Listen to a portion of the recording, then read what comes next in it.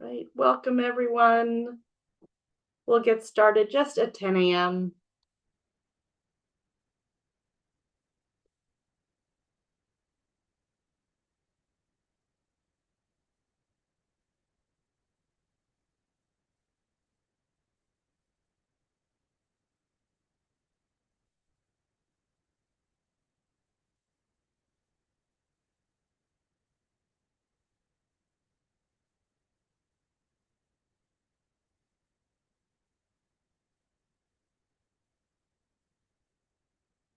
Welcome everyone, including attendees in observance today. We'll start at 10 a.m.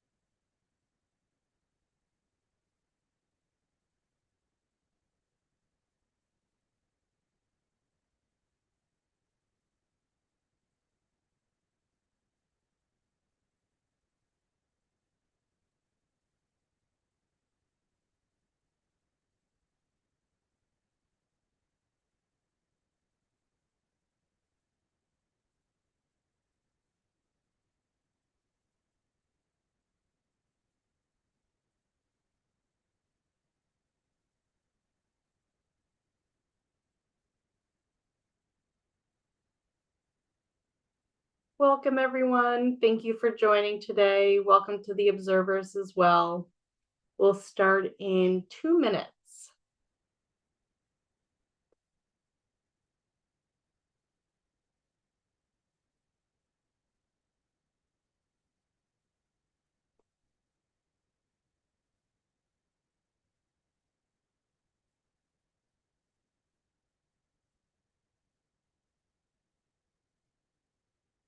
Welcome, welcome everyone. Thank you for being here.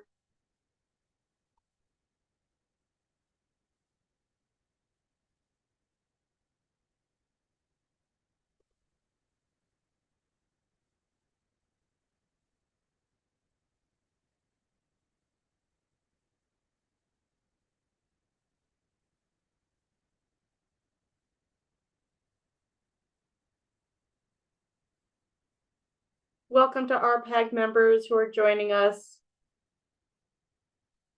Good to see you, Joel. Ezra's connecting to audio. Get that going. Morning. Good morning. Happy Friday. Hi there, Stefan. Welcome, welcome. I see you and Ezra are both here. Glad to have you both here on this Friday. Morning, Sophie. Good to see you. Yeah, good to see you too. How's the weather in Boston? Is it a beautiful spring? Gorgeous. Just perfect. Perfect. Got some time on the tennis court this morning. Oh, So now I'm- you're just showing off. That's wonderful. Stefan, good to see you again. And Stefan, remind me, are you based out of the Olympia area? I am based out of the Seattle area. Oh, okay, great. Yeah, so very close to you guys. So we'll give everyone a few moments here. We know Friday mornings, people are gathering their coffee and all that good stuff. So we'll give everyone a few moments to trickle in. But welcome to the observers. Thanks for being here as well.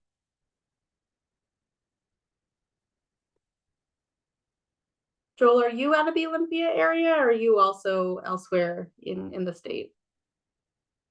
I was in the Olympia area. Now I'm based elsewhere in the state.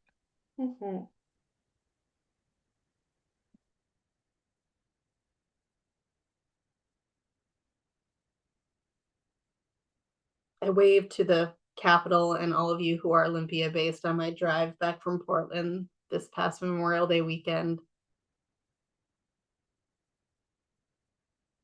Let's see, there's Eliza. Welcome, Eliza.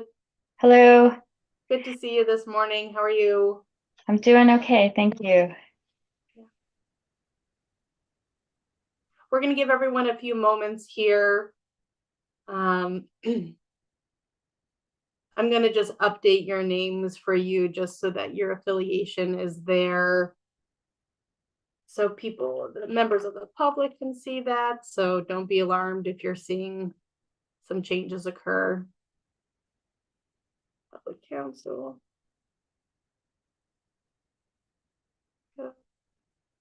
Oh, wonderful. We have Froy joining. Good morning, Froy. How are you? I'm good. I'm gonna have to leave a little bit, maybe around noon for class. That's just fine. Thank you for being here as long as you can. Yeah, no problem. What class are you teaching today? I'm taking some students to a biodigester here in Whatcom County. Interesting. Oh, I see one of my students on the panelist. Oh, Hey, Nate. fun. Hi, Nathan. How you doing, Fry? Nice to see you. Nice seeing you. Yeah. I mean, ex-student now. Yes, you're alum out in the world. It's great. They're always my students, I feel, but yeah, they're doing great things by themselves without me. Oh, how fun. How fun is that? All right, let's give everyone another minute here because we have representation from the UTC, PNUC, Western Washington University, Public Council, and I see Philip's hand. Yeah, Philip. Oh, I just want to say thank you, Froy. I mean, yeah, it's great. It's great to see my students out in the wild doing great things. Yeah. I bet that's a really cool feeling as a teacher. All right. Well, maybe we'll slowly get started here. Kind of the first few slides are just kind of our general background information. So for the sake of ending on time, let's officially kick this meeting off. I'm Sophie Glass, a facilitator with Triangle Associates, and this is your May 31st Resource Planning Advisory Group meeting. So you can go to the next slide, Will. So as you know, if you are a participant, so an RPAG member, you can kind of use that chat feature. For observers during the Q&A session, we'll be able to turn on that hand raising feature and we'll just go through people in the order in which they're called. The Q&A feature is turned off just to kind of allow this to feel like a regular meeting. And then if captions help you, if you're hard of hearing or anything, that feature is enabled. So next slide. So our safety moment is calling before you dig. This feels particularly appropriate with spring weather and people getting out in gardens or having ambitious plans. So call 811 2 to 10 days before digging or excavating on your property. And 811 will notify all the utilities in your area to mark those lines. And you can find more at digsafelaw.org. So I'll be thinking about that as I maybe get overly ambitious this summer. Next slide, please. So my request, as always, is just be constructive and courteous. If you're someone that does a lot of talking, take a step back. If you're someone that usually is on the side, step in. You know, we want to hear from everyone. I'll be guiding the group, trying to move us along because these are, publicly available and on YouTube. Just, break down those acronyms. If you have additional thoughts that you think of after that meeting, the feedback form is a great place to drop those thoughts. Or if we're running really low on time, we might ask some different ideas to go to that feedback form. So Pauline, if you could drop that, there we go, in the chat for you. Let's try to focus on the meeting topic, just because we have a lot to cram in, even though it's a 3-hour meeting. And for members of the public, we look forward to hearing from you after all the presentations are done. So next slide, please.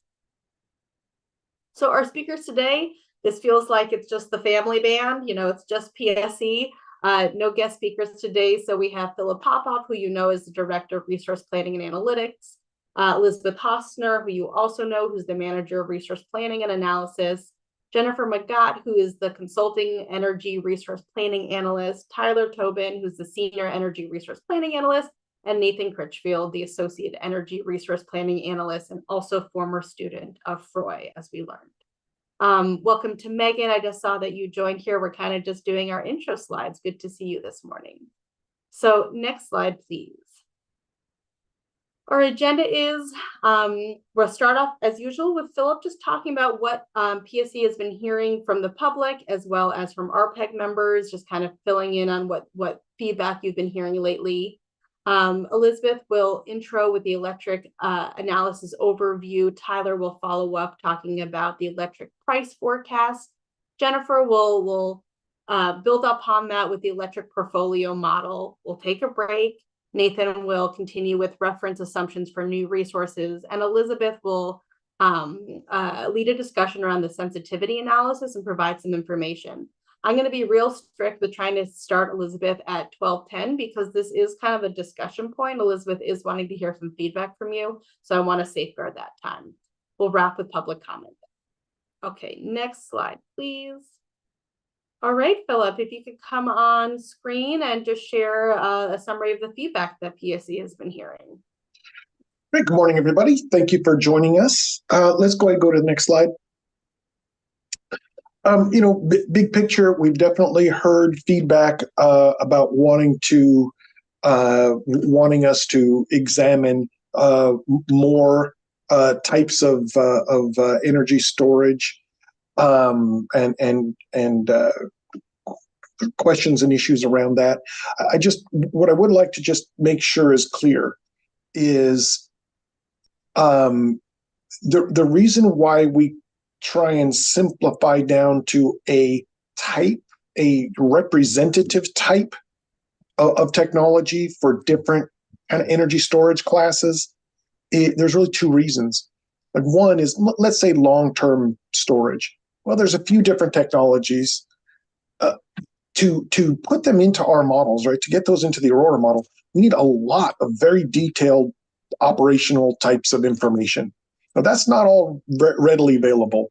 That's one of the reasons why we hire Black & Veatch to do this. And they, the more we ask them to do, the more expensive that their work will be. And the other piece is that to the extent that different resources operate very, very similarly, it just comes down to the installed cost of the resource. That's what Aurora will wind up making the decision on. I kind of think of it as if you're playing Tetris, what's the difference between a green L-shaped block or a purple L-shaped block? Well, it fits the hole just the same, right? And that's how Aurora is going to see it. And so, and then the final piece along those lines is, just because we don't model 5 different types of long-term energy storage technologies, it doesn't mean that we've predetermined that iron air battery is the right answer. Absolutely not. We will be doing another RFP, and we will be we're not limiting the RFP to just what the IRP tested.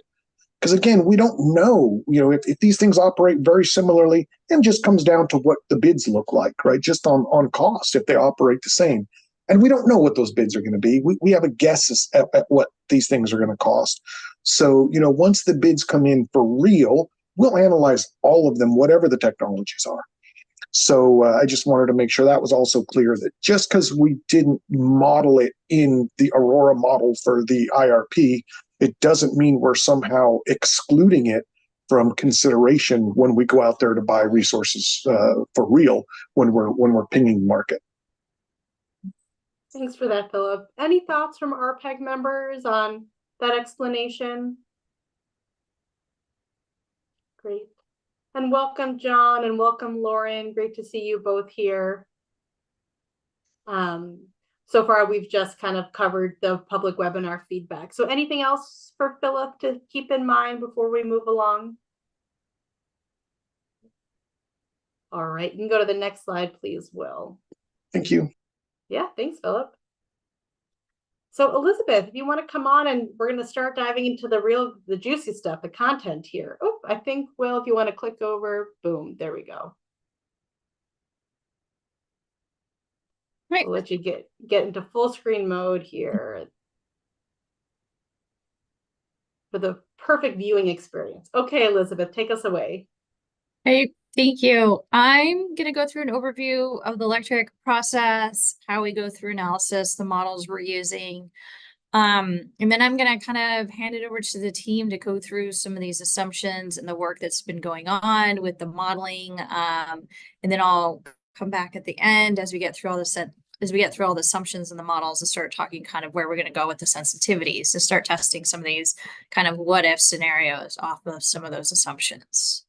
So I think next slide, we'll get started. So in the modeling process, it's kind of a multi-step process. One of the first things we need to do is setting up our resource needs. This is the demand forecast and our resource adequacy analysis. So we've had some previous meetings on the demand forecast and that resource adequacy analysis. So that work has been finished. And now we're moving into kind of what we call this determining planning assumptions. So this is where we're setting up all the assumptions, getting the models ready to go. This is a quite in-depth process to go through. There's a lot of assumptions we need to get through, a lot to set up the models. So this is where we're going to be sitting today, is just kind of going through the models we're working with, all the assumptions that we're going to be going and setting up. We are going to be appreciating any feedback as we go through, because this is where we're going to start actually getting things into the models and start working through everything. So if you have feedback as we go through some of these assumptions, just definitely let us know. Also, as we get to the end, as I mentioned, we're going to be talking about the sensitivity analysis. So once the models are set up and running, we'll have the reference portfolio. That's kind of our starting point portfolio. And then what we do from there is we start going into the sensitivity analysis, this kind of equity modeling. That's the portfolio benefit analysis we'll get on in a little bit as well. And that's the part where we start looking like, okay, if we start changing some of these assumptions, how will that change the build? How will that change this portfolio? And then all of that is accounted for. So we start with our analysis, we do all these sensitivities, we're doing this portfolio benefit analysis to start bringing in equity into the modeling.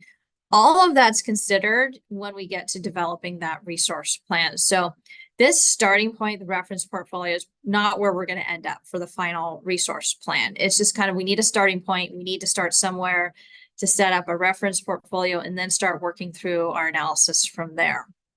So that's a lot to keep in mind as we start going through this.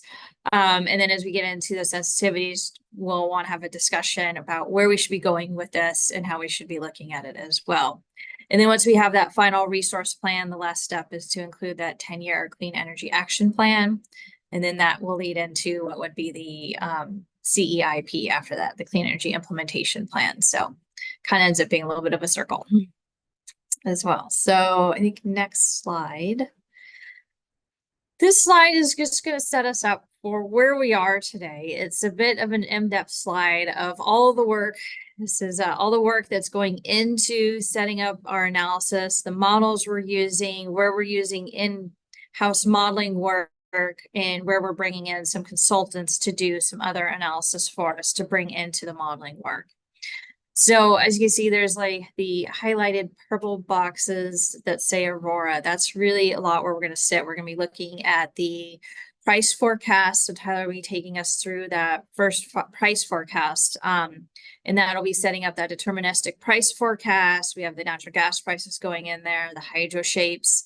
And then once we've set up that electric price forecast, that becomes an input into our portfolio model. So we have Aurora is used two different ways. The first one being to set up the electric price forecast. We'll go through that. And the second one is like a PSE view, looking at just our portfolio and optimizing out our portfolio. So then Jennifer will be going through that piece of the modeling as well and how the portfolio modeling is working.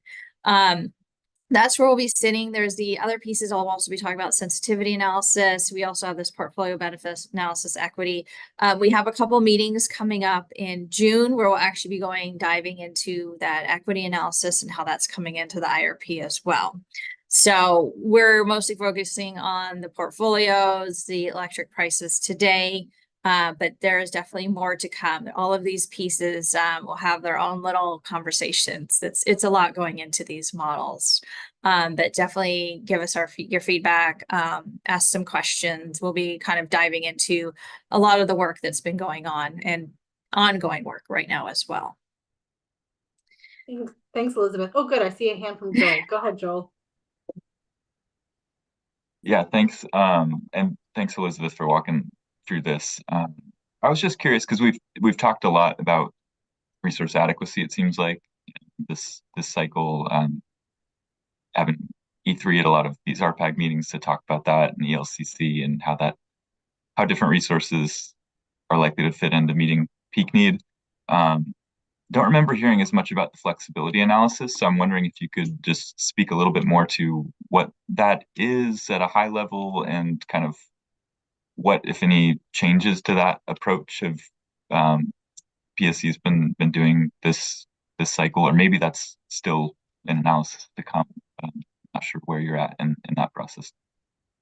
That flexibility analysis is still a work in progress right now. So more to come on that. High level, what that's trying to do is when we look at our portfolio expansion model, it is an hourly model.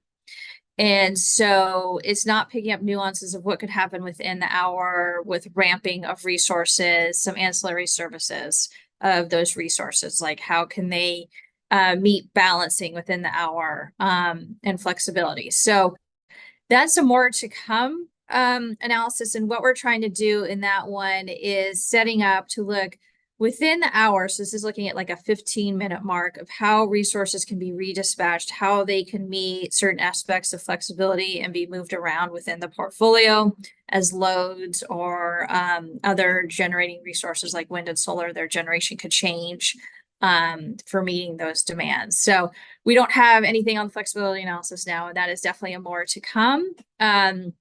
This time we have hired that out to an external for consulting work, similar to what we do with E3 for the resource adequacy. So once that analysis is finished, we'll share what we have. I hope that answered the question. Yeah, it does. I think in the past that's been something you've done internally through Plexos, if I recall correctly. So that moving it to an external entity seems like the main change, it sounds like, at this point. Yes. And so these benefits that come out of that analysis will get applied to the generic resources. Is that okay? And then that'll go into sort of the lowest cost portfolio that comes out of the Aurora model, right? Yeah. Yes. So the idea is when we redispatch the resources, we'll see benefits in the portfolio. So for example, if you put a battery in, maybe you won't be doing so much cycling of the simple cycle peakers. And that could be a benefit to the portfolio. So we'll see that come out as a benefit. And then that goes into our portfolio model, that benefit onto those resources as part of the decision variables for choosing different resources. Great, thank you. Looking forward to hearing more later at a later date. Great. Thanks for the question, Joel. And I see Ezra's hand. Go ahead, Ezra. Thank you. So this is sort of a general question, so I thought I'd ask it during this general slide, although I think it applies to a lot of the discussion, which is that, Aurora and models like it are based on a fairly static view, or very static view, of the transmission system. And we learned a few meetings ago that the transmission expansion is just such a critical issue, both for meeting expected growth in load, but especially for meeting clean energy requirements. So I'm wondering, overall, maybe this isn't the time to discuss it, but how transmission expansion or reconductoring will be handled as one of the options for meeting load and changing the possible resource mix to cost effectively meet load and clean energy requirements. That is correct. So the portfolio expansion model, it's a generation expansion model. There are separate models that do like transmission expansion, but there's no combined model. And so what we do is we work with the transmission team. We've put together several different sensitivities. So I'll go through the list of sensitivities and we work with them. They get us information. It's kind of like a back and forth. So they'll get us information. We'll run the sensitivities, see how this works. So we're setting up to run through different iterations of different possible transmission solutions. So there will be sensitivities for like reconductoring, things like that. Yeah, we're And- going to start running some sensitivities, more transmission, things like that. Thank you. Elizabeth, thanks, Ezra. For these kind of forthcoming topics, it's fine to say we don't know, but do you have any sense of which upcoming RPAG meetings there might be information for the group to hear about these issues or topics?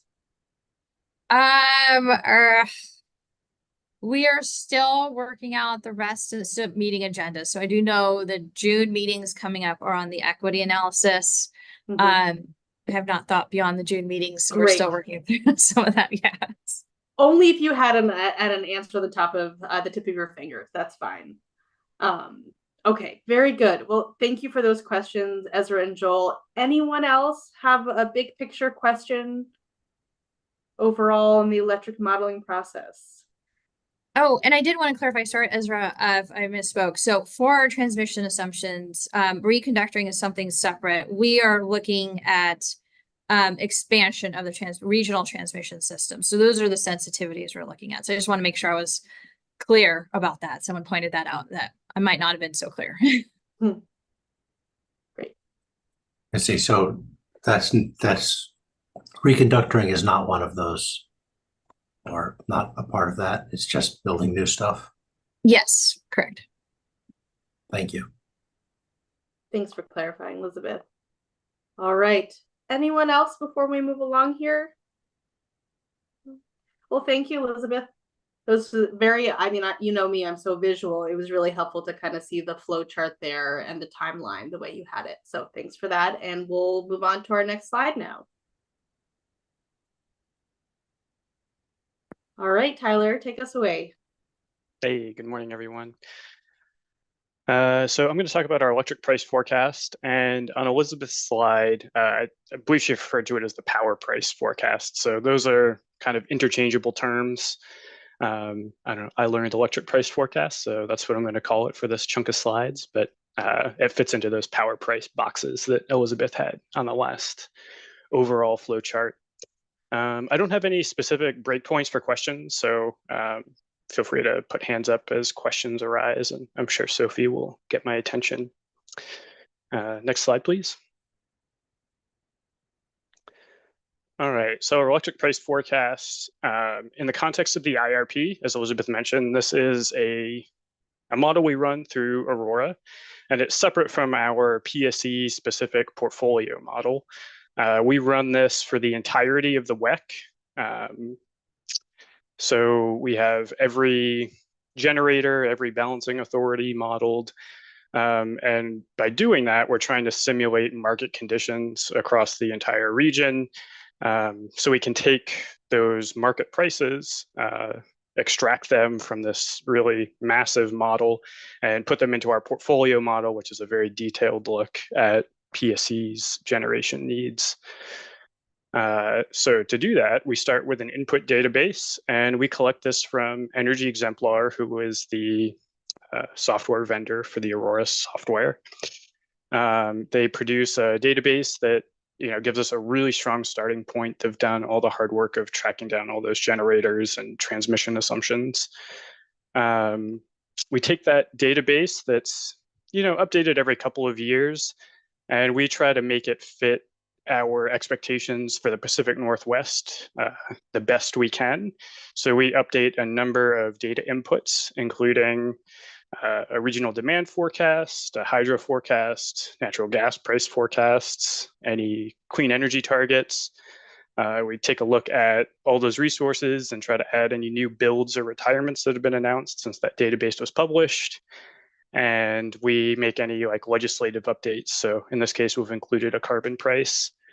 So take the raw energy exemplar database, make a bunch of updates, run that through our Aurora model, And then the output from this model is an hourly price strip for our representation of what the Mid-Columbia market hub looks like.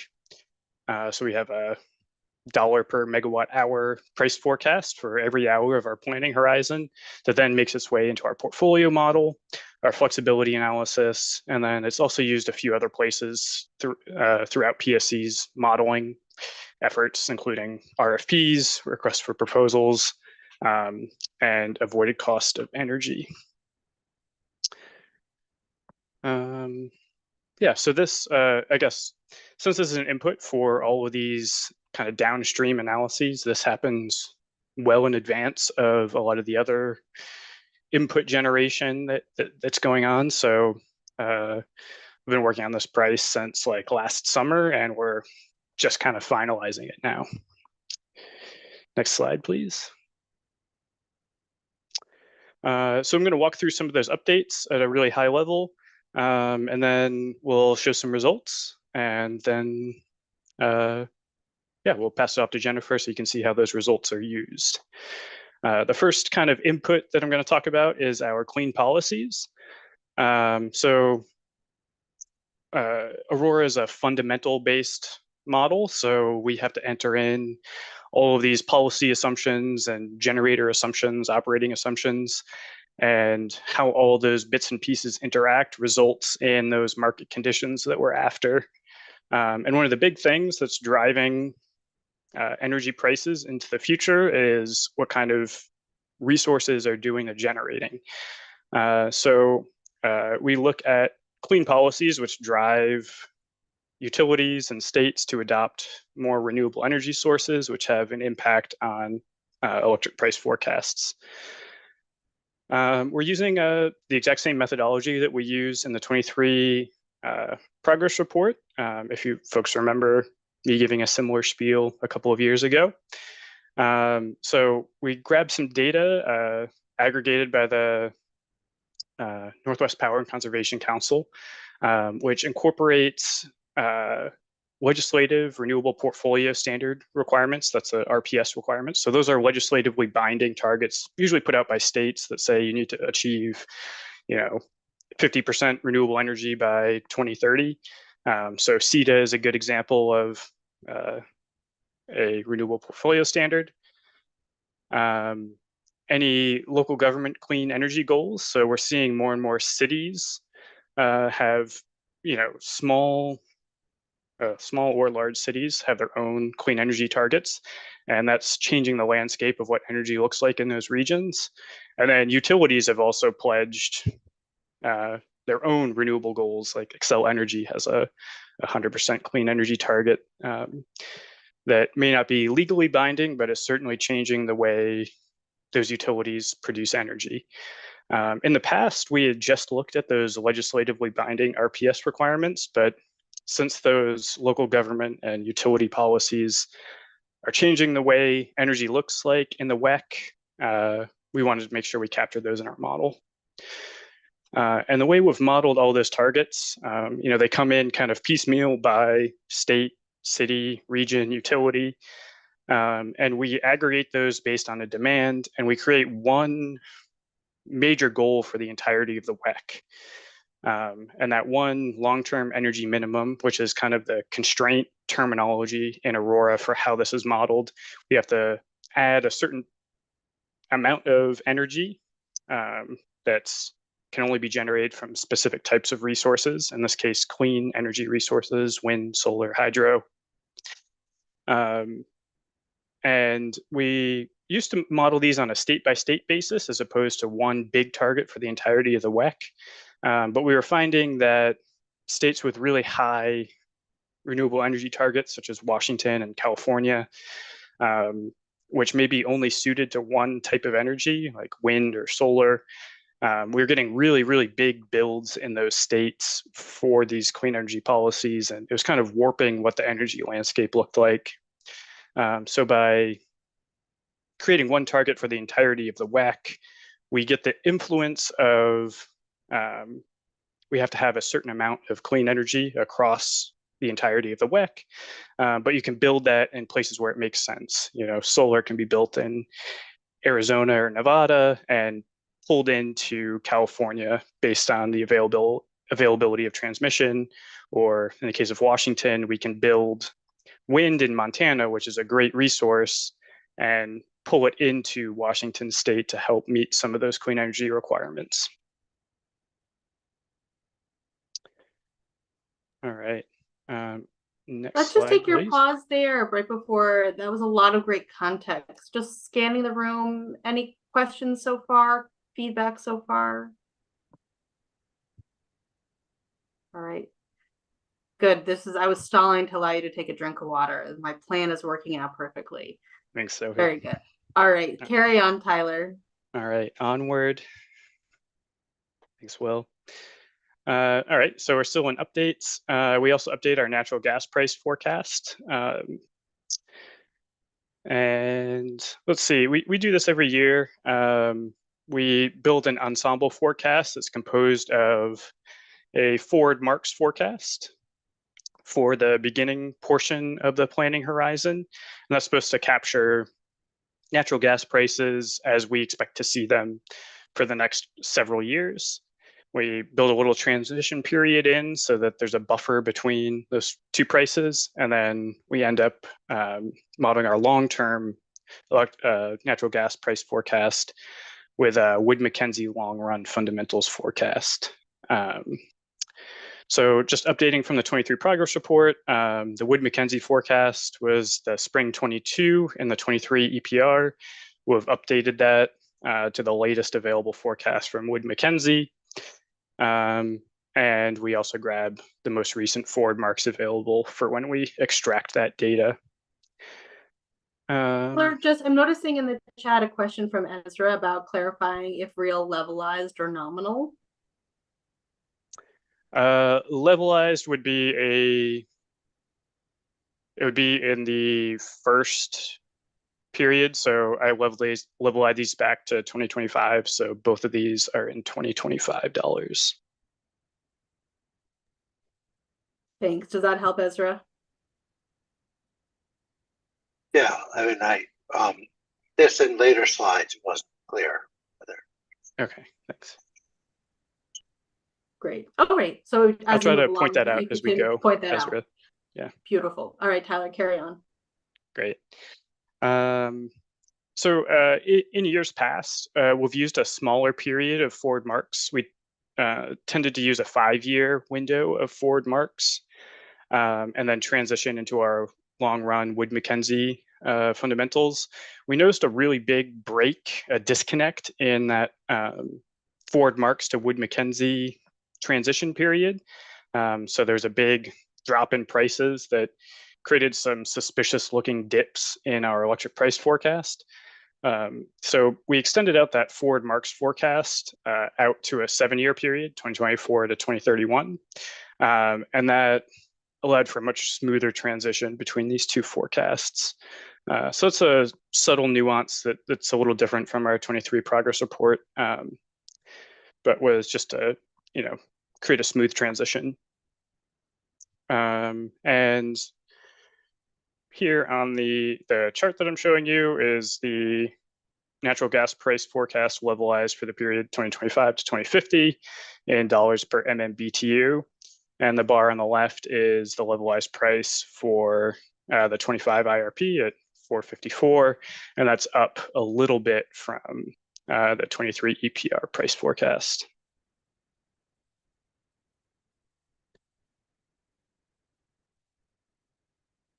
I think that's all I've got on this slide. Yeah.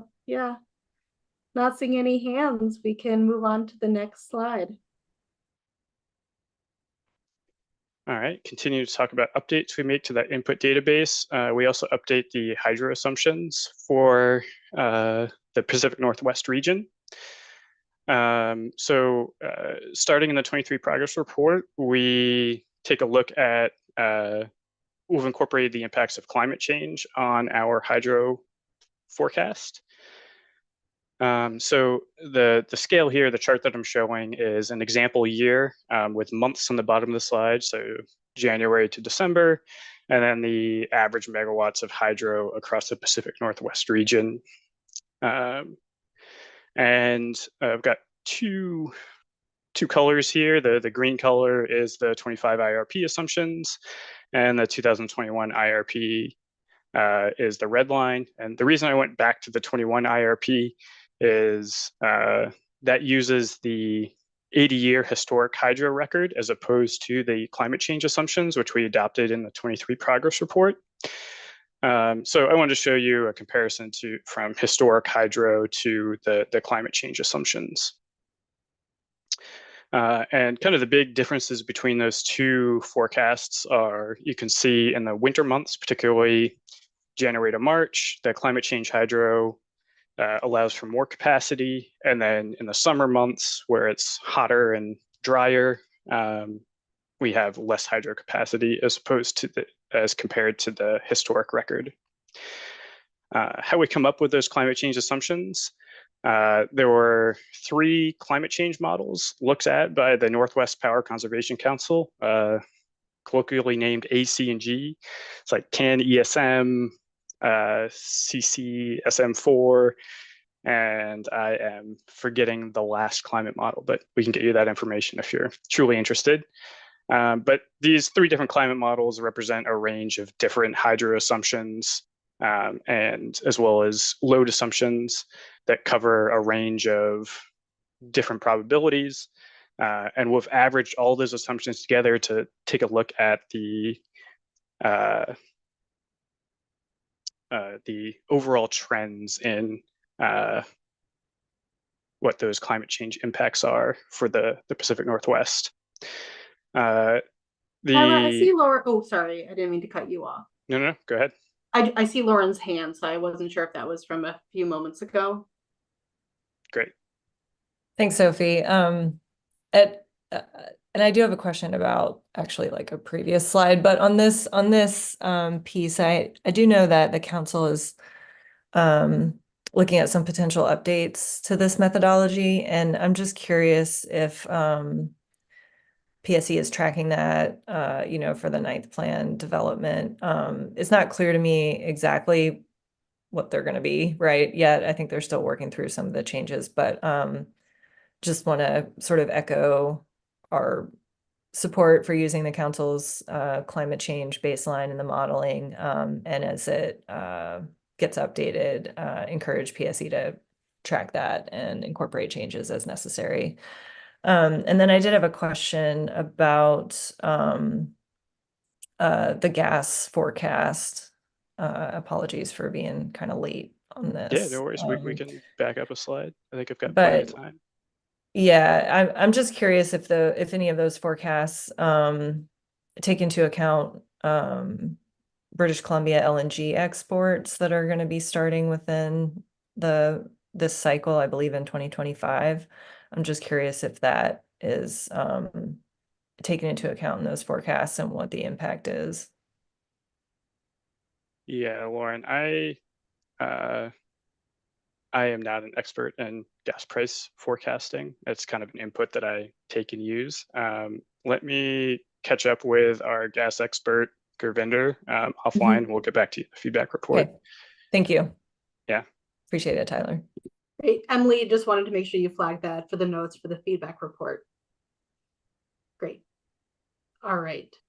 Thanks for letting me break in there a moment ago, Tyler. And then I also see, while I have the mic here, that Joel has a question about slide 16. So it's going forward one again, Will. So is PSE just using a straight average here, or are you looking at each ACNG individually? Tyler, is now a good time to answer that? Sure. Yeah. So for a deterministic run, we look at a straight average of all 3 climate models, A, C, and G.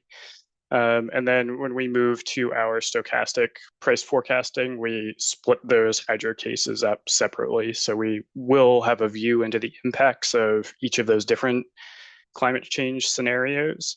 But for our deterministic, we're looking at a straight average. So we kind of get the strong trends of all 3 of those models together. Great. Thanks for that. I don't see any other questions, so you can carry on. Great. I think I've got two more bullets. So I talked about A, C, and G. Those climate change scenarios provide precipitation data and streamflow data. So that's passed through the Genesis model. And we're still using Genesis Classic for those keeping score, as opposed to the redeveloped Genesis model, to get the actual hydro generation from the Pacific Northwest hydro generators. And that's what translates into these Aurora assumptions for available hydro capacity. And then finally, a slight update this year in bold. Previously, we had applied a kind of Pacific Northwest wide hydro shape to the entire region. This year, we used those outputs from Genesis at an individual generator level and disaggregated them down to apply the specific hydro shapes for the generators in their area. So it's just a little bit of data disaggregation that provides a little more resolution to our model.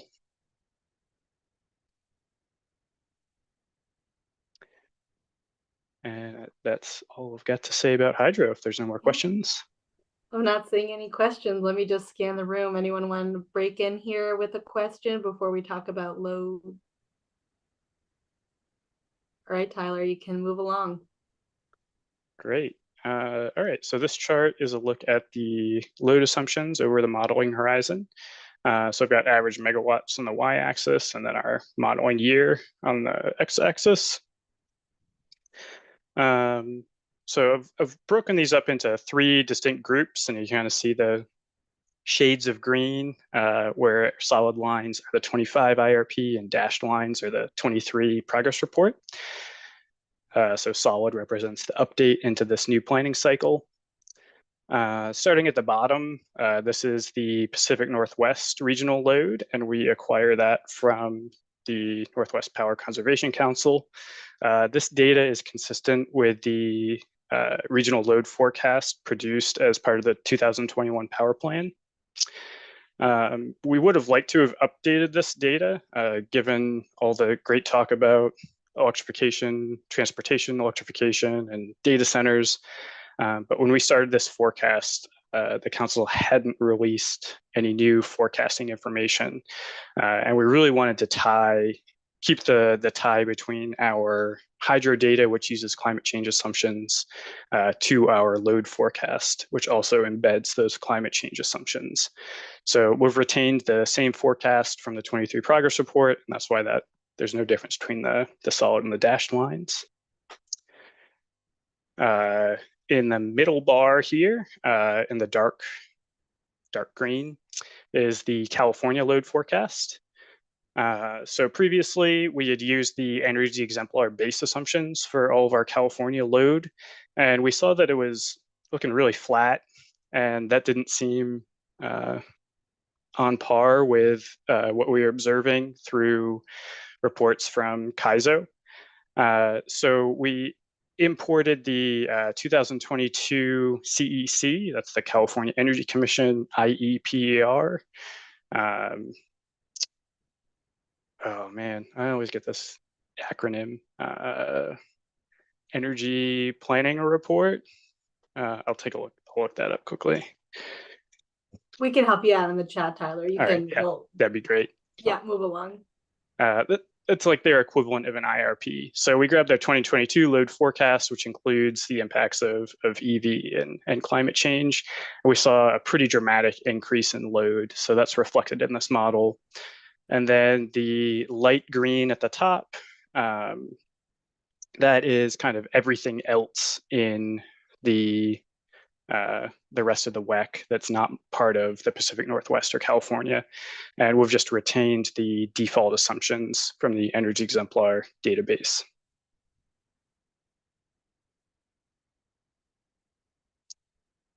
Any questions on regional load? Questions, comments on regional load? There we go. Thanks, Meredith, the acronym, Integrated Energy Policy Report. I'm not seeing any hands, not seeing any comments. Okay, Tyler, go to the next slide. Great. All right, I think this is our fine. Oh no, we've got a couple more update slides. Anyway, as I mentioned, we take the default energy exemplar WEC database, and that's usually a couple of years old. The one we're looking at is from 2022, is their most recent release as of when we are using this model. So in those 2 years, lots of things can happen.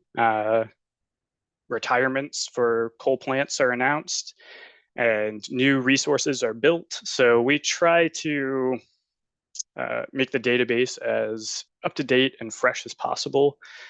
So this slide represents changes in the database that we've made to the existing resources. So this is before any sort of long-term capacity expansion modeling that occurs. This is part of our input process. Highlights are lots of coal retirements have been announced. So several gigawatts of coal are exiting the WEC.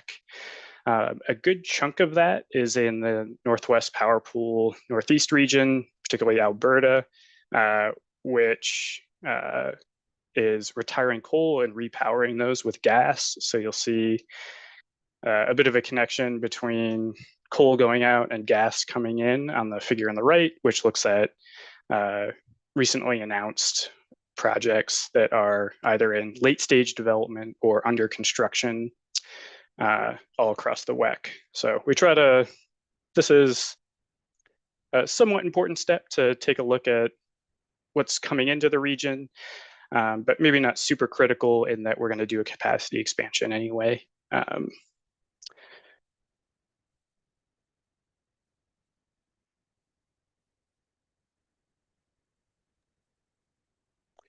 All right. All right, if there's no questions there, continue onward. And then one of the last steps we take is to try to model the Climate Commitment Act. This doesn't come embedded as part of the Energy Exemplar input database, so it's a step we take to amend how the model works. And I'll walk you through kind of the changes that we've made from the 23 progress report to the 2025 IRP to capture the impacts of that carbon market pricing. In the 23 EPR, we had applied a CCA allowance price on all emitting resources in Washington, and everything outside of Washington state, any emitting resources did not have a CCA allowance price applied. And then we were kind of thinking about this and realized that we were missing a pretty big component of how market prices, if Washington imports emitting energy, it's also tagged with a CCA allowance price. So we moved to this 25 IRP model where all emitting resources, both within Washington state and without, so they're kind of highlighted that lighter green color, are subject to a CCA allowance price. And what this does is it kind of warps the prices for regions outside of Washington state to include that CCA allowance price. So our price forecast is a little less reliable for regions outside of Washington, but it provides a really good representation of the price Washington balancing authorities would pay for power. And at the end of the day, we're trying to model what PSE is going to observe power prices to be. So we thought this was a really good trade-off for our specific use case. We're satisfied with the results of this modeling adjustment. Thanks, So, Tyler. Tyler, Go ahead, Ezra. you're saying that in the dispatch model in Aurora for the price model, you're putting a CCA price into the dispatch price for all emitting resources in the region? That's correct. Okay, thanks for clarification. And this is the Climate Commitment Act. This is not the social cost of greenhouse gas, just to clarify Oh. those are two separate carbon prices. So it will affect the dispatch in a way that's not really reflective of how they're operated. But as you're saying, you think it's a better way to represent the cost to Washington of that energy. That's correct. Yeah. Thanks. Yeah, good question. Thanks. We have time for more Q&A. Anyone else? I know that Fred Hewitt from NWIC joined, John Ollis from NWPCC joined, both, 20, 30 minutes ago now. But anyone else have any questions or comments before Tyler goes along? All right, we can go to the next slide then. Great. So now we're moving from our input update assumptions to the results from our model. This is a look. So our first step when we run the electric price forecast model is we do a long-term capacity expansion. And this really plays into the fundamentals approach of our model, where we want to see the impacts of the clean energy policies, CCA impacts. How is that resource landscape going to change over time? What resources are added and how are they going to impact market prices, particularly as we view them in Washington State. So this is a look at the entirety of the WEC, kind of broken out by WEC subregion. And we've got clustered bars here where the kind of first bar in each set of two is the build out from the 23 electric progress report. And then the second bar is the build out from the 25 IRP. And as you can see, generally, builds are up, largely due to that really big increase in California load that we observed a couple of slides back. So that CAMX, that's California, Mexico, that's the region. You can see in 23, the 23 EPR had, about 30,000 megawatts of new builds, and we jumped up to nearly 100,000 to meet that really large increase in load that we observed. But that also trickles outside of the state. The desert Southwest will be contributing more solar to allow California to meet their clean energy requirements, as well as areas in the Northwest Power Pool that also provide energy to California. And also along the way, those clean energy targets have increased from last year as from the previous modeling cycle. So we do see more renewables in the system as compared to the 23 progress report, driven predominantly by wind, but solar is also a big player. And you can see storage is helping to provide peak capacity in a lot of the regions across the WEC.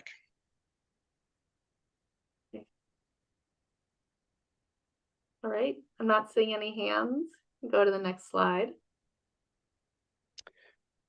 All right, so this is kind of the objective of the electric price forecast.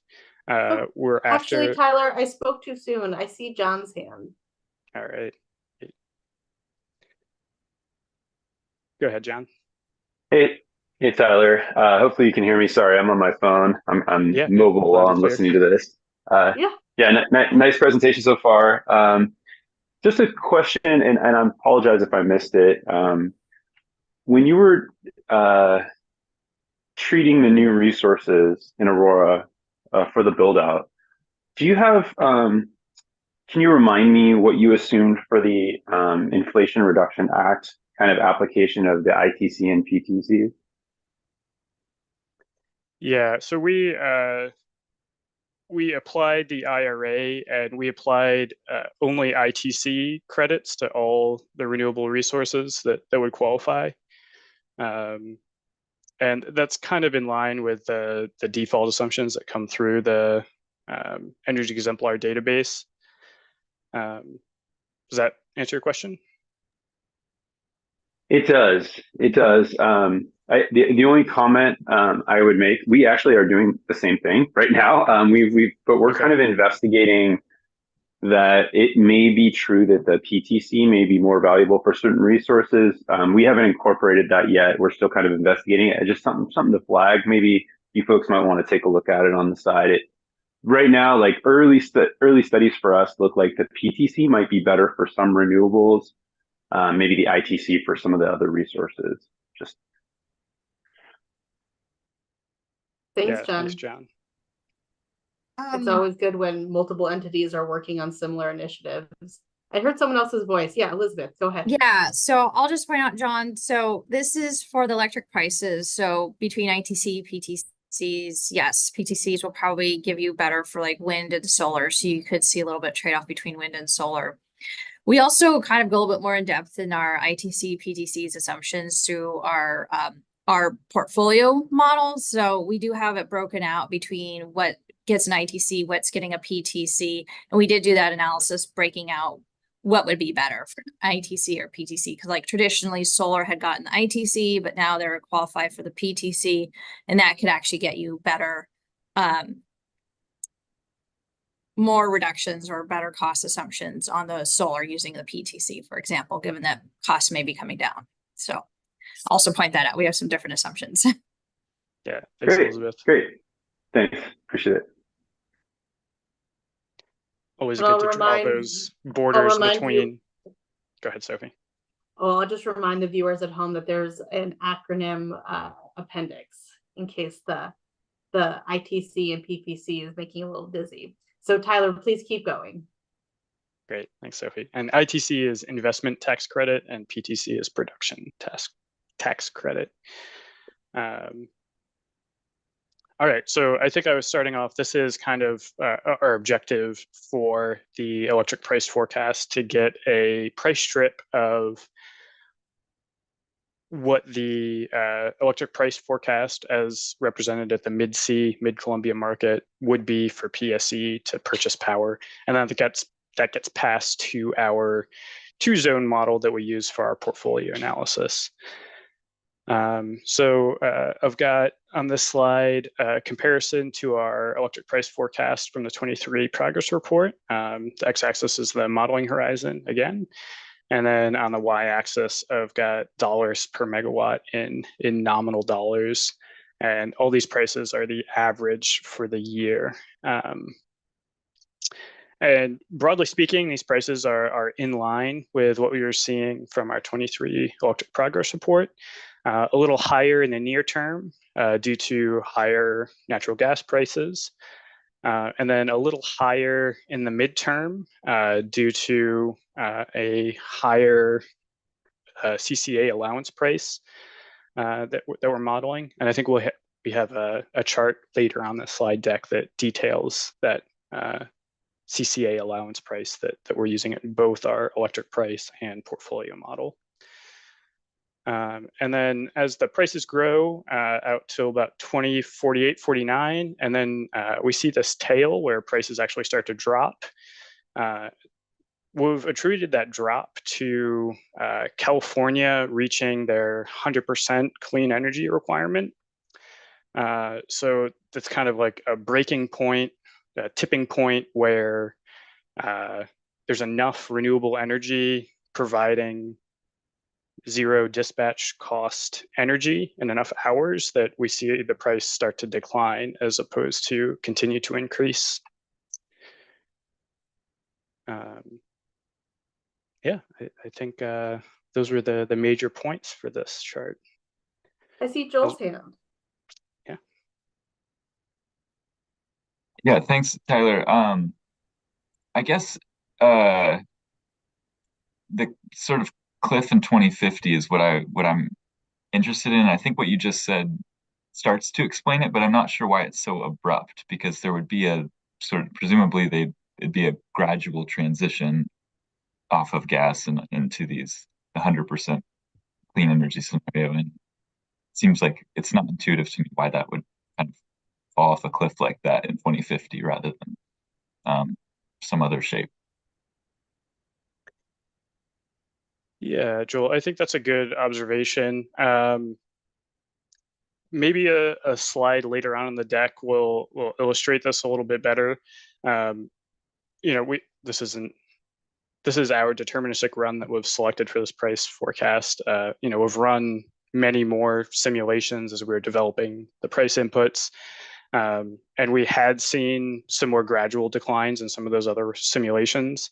But when we dialed in all the inputs that we were satisfied with, we did see this kind of abrupt drop that was in line with a lot of those other simulations, but maybe a little more abrupt.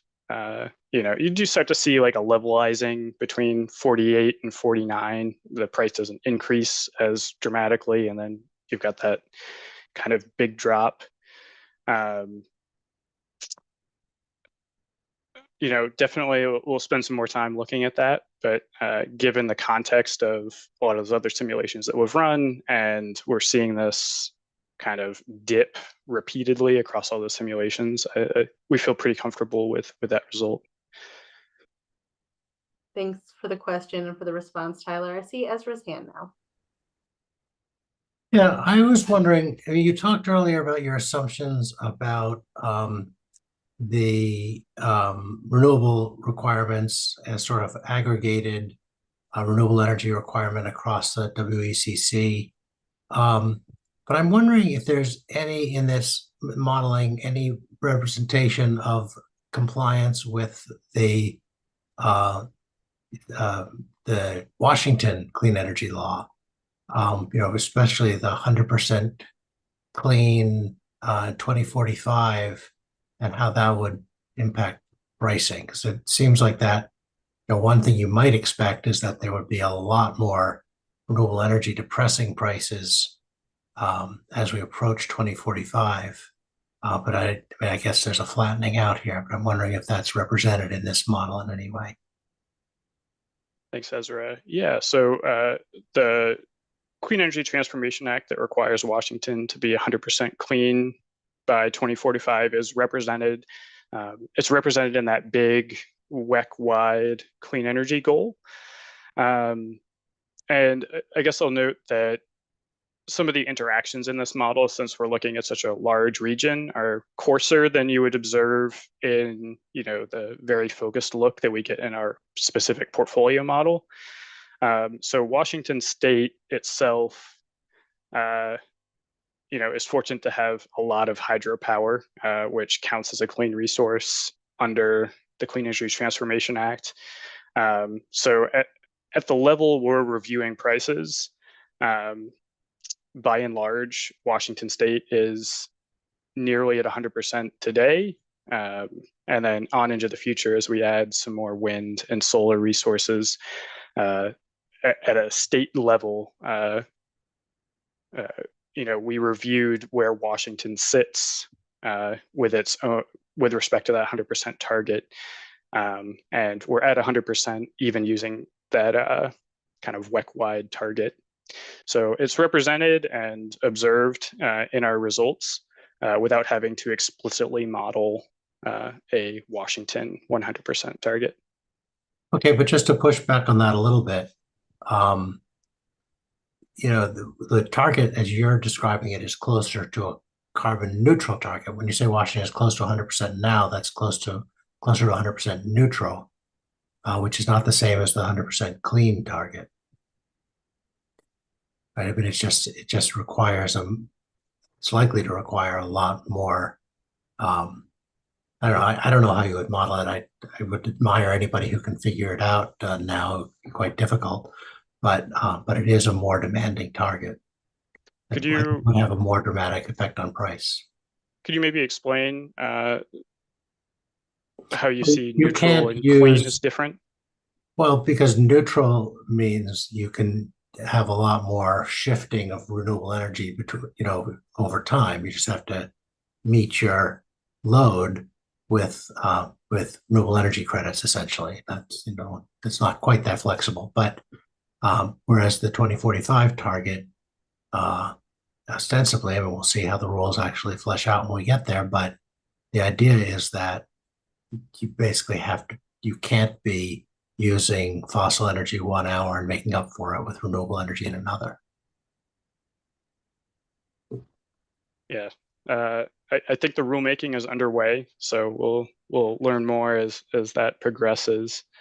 But yeah, I think the resolution for that kind of hour by hour clean energy target is outside the scope of this electric price forecast. And something we'll continue to track, but it's a good observation. Thanks. Thanks for that, Ezra. And I did see, Freud, did you come off of mute for a moment? Yeah, I did have a question just about this graph. Maybe connects to who was the question asked, but maybe John's question about this price. Does this represent just the production cost, or does it representation of the levelized cost of electricity? And maybe if it's the levelized cost of electricity, that's why you might see a drop off after a period of capital payment. I don't know. Yeah, it's a little bit interesting, the shape. Yeah, so this is dispatch cost, Roy. It's not the levelized cost of energy. All right. Good. Okay. I'm gonna encourage. Does that help, Freud? Was there a follow-up there? I mean, I just have to think a little bit more about about what this means, and I would like to see a little bit more about the model that comes up with this dispatch results. But so it helps. It definitely helps. Thank you. Great. Well, Tyler, let's wrap up the last two slides because we're eating a little bit into Jennifer's time here, and we'll pause at the very end to see if there's any remaining comments. Okay. Yeah, I think both of these last two slides kind of confer the same information in different ways. So we'll do them both and then grab some questions. Next slide, please, Will. So this is a look at price volatility across our entire planning horizon. So I've plotted every hour of every year as a little dot on this plot, and then drawn some box plots over the top so you can get a sense for the volatility of electric prices. As you can see, volatility increases as the modeling horizon goes forward, and really wanted to highlight at the end here where we see that dip in prices. The number of high cost hours increases, those kind of outliers, but we have a large increase in the number of low, $0 to $5 per megawatt hour prices that dominate in that 2050 timeframe, and that's what results in that kind of dip in the average annual price. And if we jump to the next slide, this is a similar look in a different way. Each of these plots represents a different slice in the time horizon. So we've got 2030, 2040 on the right, and then 2050 back to the left. And each of these lines is a monthly price broken up by the hour of the day along the x-axis, and then the price is on the y-axis. So you can start to see monthly trends and hour of day trends, and really the hour of day trends are the most interesting here, where as more and more solar is added to the region, the prices in the middle of the day are dramatically impacted and deflated over time till we get to 2050, where most of those on peak prices in the middle of the day are at zero or very low cost. Thanks, Tyler. I think that was your last slide here. So there's been great discussion all along, but any reactions to this? I have to admit, this was one of the few slides I really felt like I could grasp just with my very non-technical brain. But any, for your technically minded people, questions about Tyler's presentation at large? All right. Well, you can take another sip of water and take a step back. Tyler, thank you so much. You fielded some really interesting questions, and there's a lot of information here. So can we have Jennifer come on up? Yeah, thanks for the discussion, everyone. Yeah. Great. Jennifer, thanks for being here. My understanding is that Jennifer is able to take kind of questions throughout every other slide sort of thing. Does that still work for you, Jennifer? Yeah, I'm happy to entertain questions along the way. Great. So we'll have you go to the next slide. Right, good morning. My name is Jennifer Magat, and the goal of my presentation is to provide an overview of PSE's portfolio model. So let's go to the next slide. So earlier, Tyler described the modeling framework using Aurora to generate the electric price forecast, wherein the topology includes a WEC-wide view with multiple zones.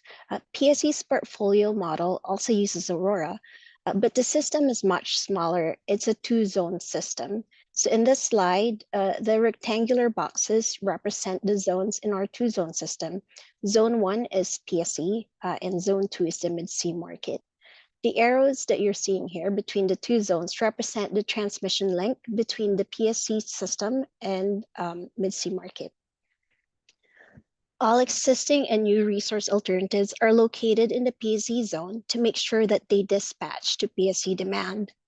The mid-C market uses the electric price forecast that Tyler just showed us earlier as an input for its hourly price forecast. I think I can stop here, just again describing that where we were in the electric price forecast system, where it's a wide view, moving into the PSE's portfolio model. It's really just a smaller system that we are modeling here. So it's like a slice of the big picture. I think we can go to the next slide. All right, so the input database itself is a collection of data that serves as a starting point or foundation for our portfolio modeling process. So similar to how it is for the WEC-wide model, where you have the entire, all of the resource options in the WEC, what we're seeing now is basically information specific to the PSE zone. So in here, we can see PSE demand, system requirements to meet peak and CETA. It also contains hydro forecasts as well as power and gas price forecasts. And so whenever we input power price, we make sure that the corresponding gas price that helped develop that power price is also included in the database that we are using. It also has information on existing and new resources, transmission constraints, as well as carbon price. So these are the variables that I just saw a restart box came into my side and I panicked. Okay, so Cancel. anyway, cancel, I did. So hopefully I don't just shut out. Yes. Sorry about that.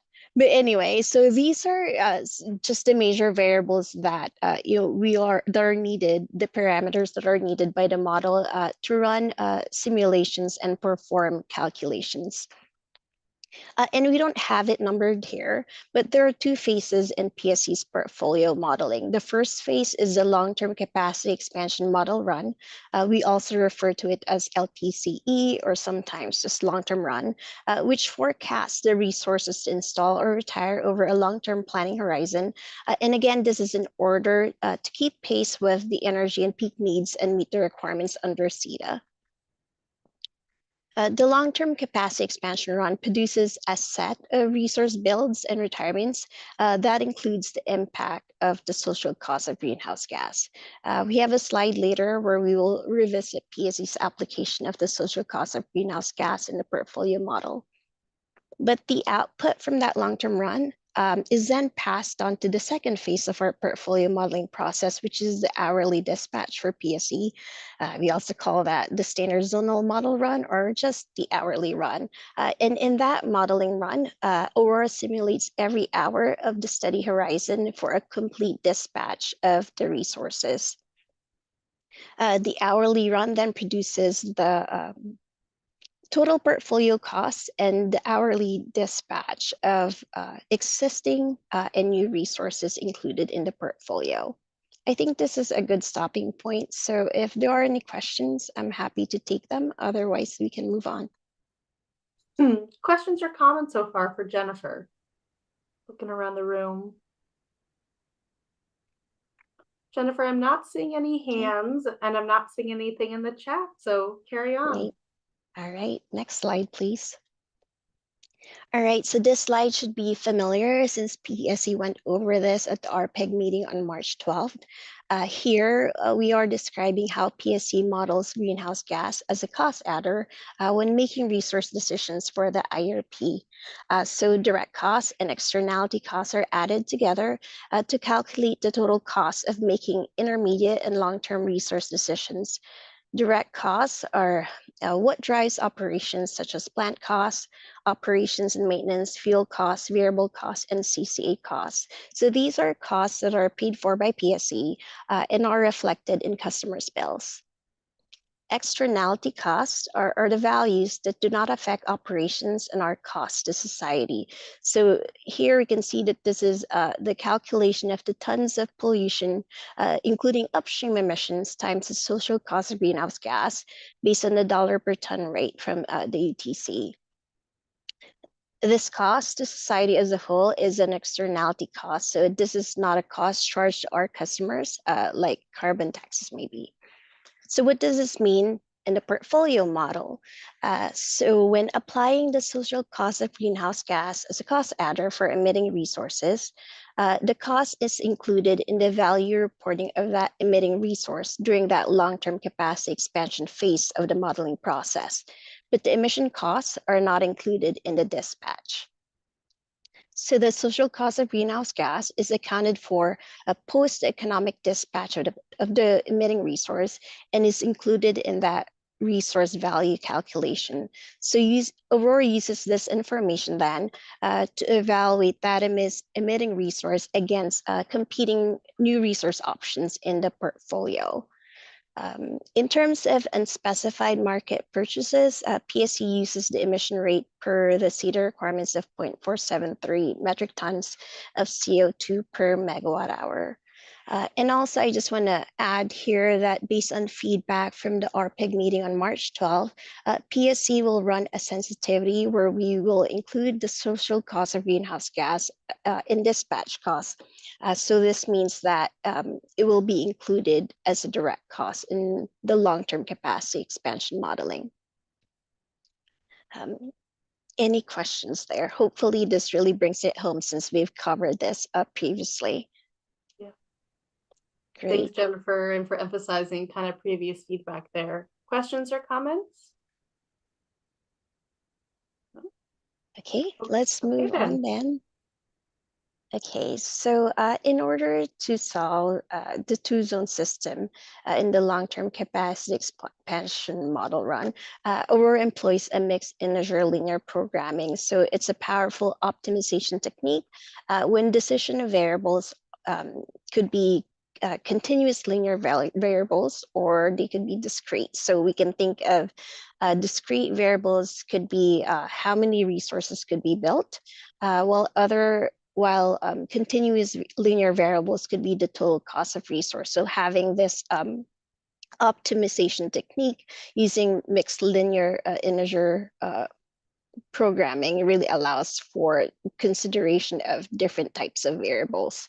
So the objective function is to minimize the net present value of the total portfolio cost. Aurora identifies the most valuable resources from all available options and returns a combination of existing and new resources that meet all system requirements. So again, this is all happening in that long-term capacity expansion run. So the valuation is based on the total net present value of the production, the fixed, the build cost, as well as the energy revenue for that simulation period.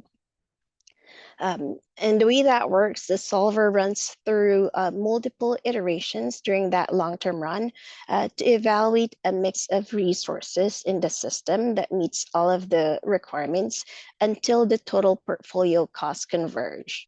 And when we say total portfolio costs, we mean the sum of the capital costs, fixed costs, variable costs, fuel and transmission costs, less market revenue or market sales in this case for the entire study horizon.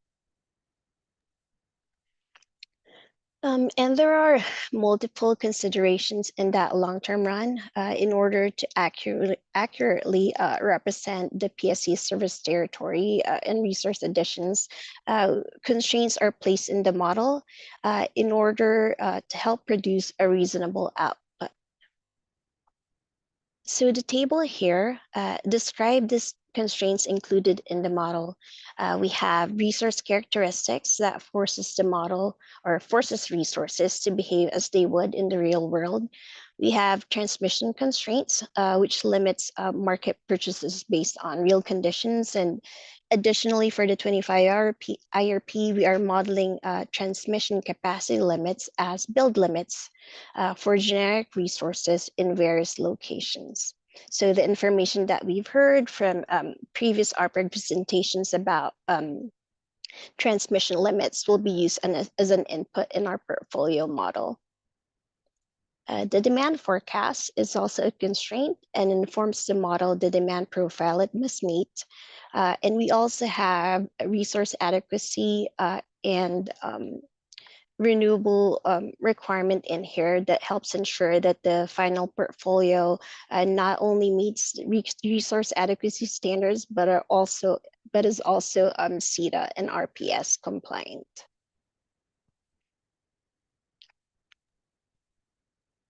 Good pausing point, Jennifer, just to see if there are questions, comments, or questions.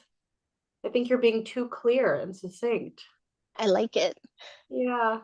Or it's almost lunchtime, one or the other. That too. Yeah, this is great. I'll just break in. Yeah. Yeah, I mean, I guess this is similar to my last question. When you say CETA compliant, this is going through 2045, so this is meeting the 100% clean standard in 2045? Yeah, that's correct. So in our portfolio model, we will be modeling a long-term energy minimum so that there's enough resources that are built to make sure that there's enough resources or clean resources to meet that target. Does that help? Great. Yeah. Thank you. Good. Okay. Jennifer, how about you go to your next slide and we can always go backwards if people have a thought. Great. Okay. Next slide, please. This is actually my last slide. So maybe we can take an early lunch. I'm not sure.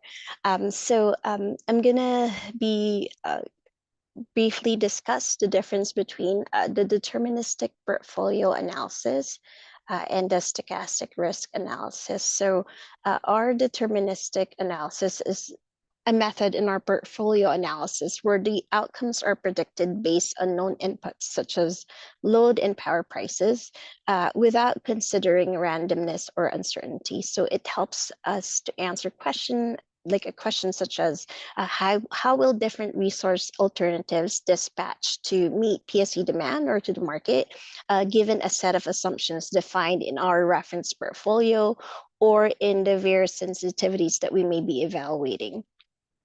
It helps us identify a least cost integrated portfolio, which is really the ideal mix of demand side and supply side resources that will meet the system requirements for the reference portfolio, and again, for any sensitivities that we may be running. And lastly, it gives us a glimpse of how specific input assumptions or combination of assumptions can impact that least cost resource mix. So as an example, we could be running a sensitivity assuming high electrification. So this means that we'll be updating the load forecast input to account for higher loads. We may also adjust the energy efficiency programs or demand response program options within the model for consistency with that higher demand. So that result of that deterministic run can provide an insight to us as how these new assumptions change portfolio builds or resource selections and costs in comparison to the reference portfolio. So on the other hand, we have the stochastic risk analysis here. So our approach there is to test the robustness of different portfolios. So unlike the deterministic analysis, it considers the probability of different outcomes based on random variables. So in this case, we will be taking some candidate portfolios from our deterministic analysis and run them through simulations where we vary power prices, gas prices, hydro, wind, and solar in our load forecast in order to get some sort of a distribution on revenue requirement, right? So we'll have an idea how certain portfolios will behave in these varying conditions. So PSE will use a combination of deterministic and stochastic analysis for the 2025 IRP. Right. Jennifer, is that your last comment there? That's my last comment and my last slide. Very good. Well, looking around the room, does anyone have any big picture questions or comments for Jennifer or on just this last slide in particular?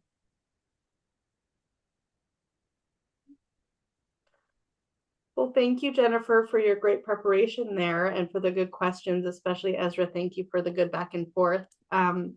We are pretty much just at the time we expected for our break, 11:30. Everyone will get 3 extra minutes. So if you want to grab some food, stretch, all that good stuff, we'll come back at 11:40. And just a heads up, I think for the part where Elizabeth is going to be leading that last section with the discussion, I will ask for cameras on. So if you're going to be eating and you're one of those people who don't like eating on camera, maybe do that ahead of Elizabeth's section. So everyone, enjoy your break and we will see you at 11:40.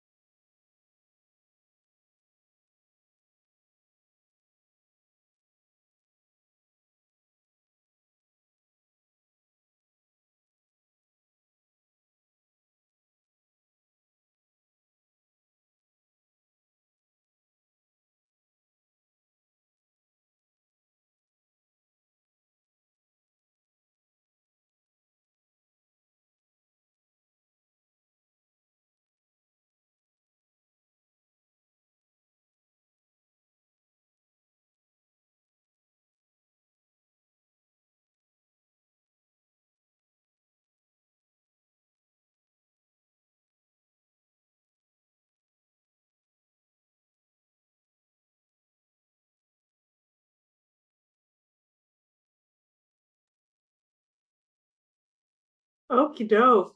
Can we all regather?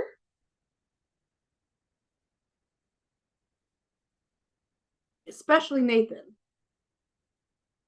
Wonderful.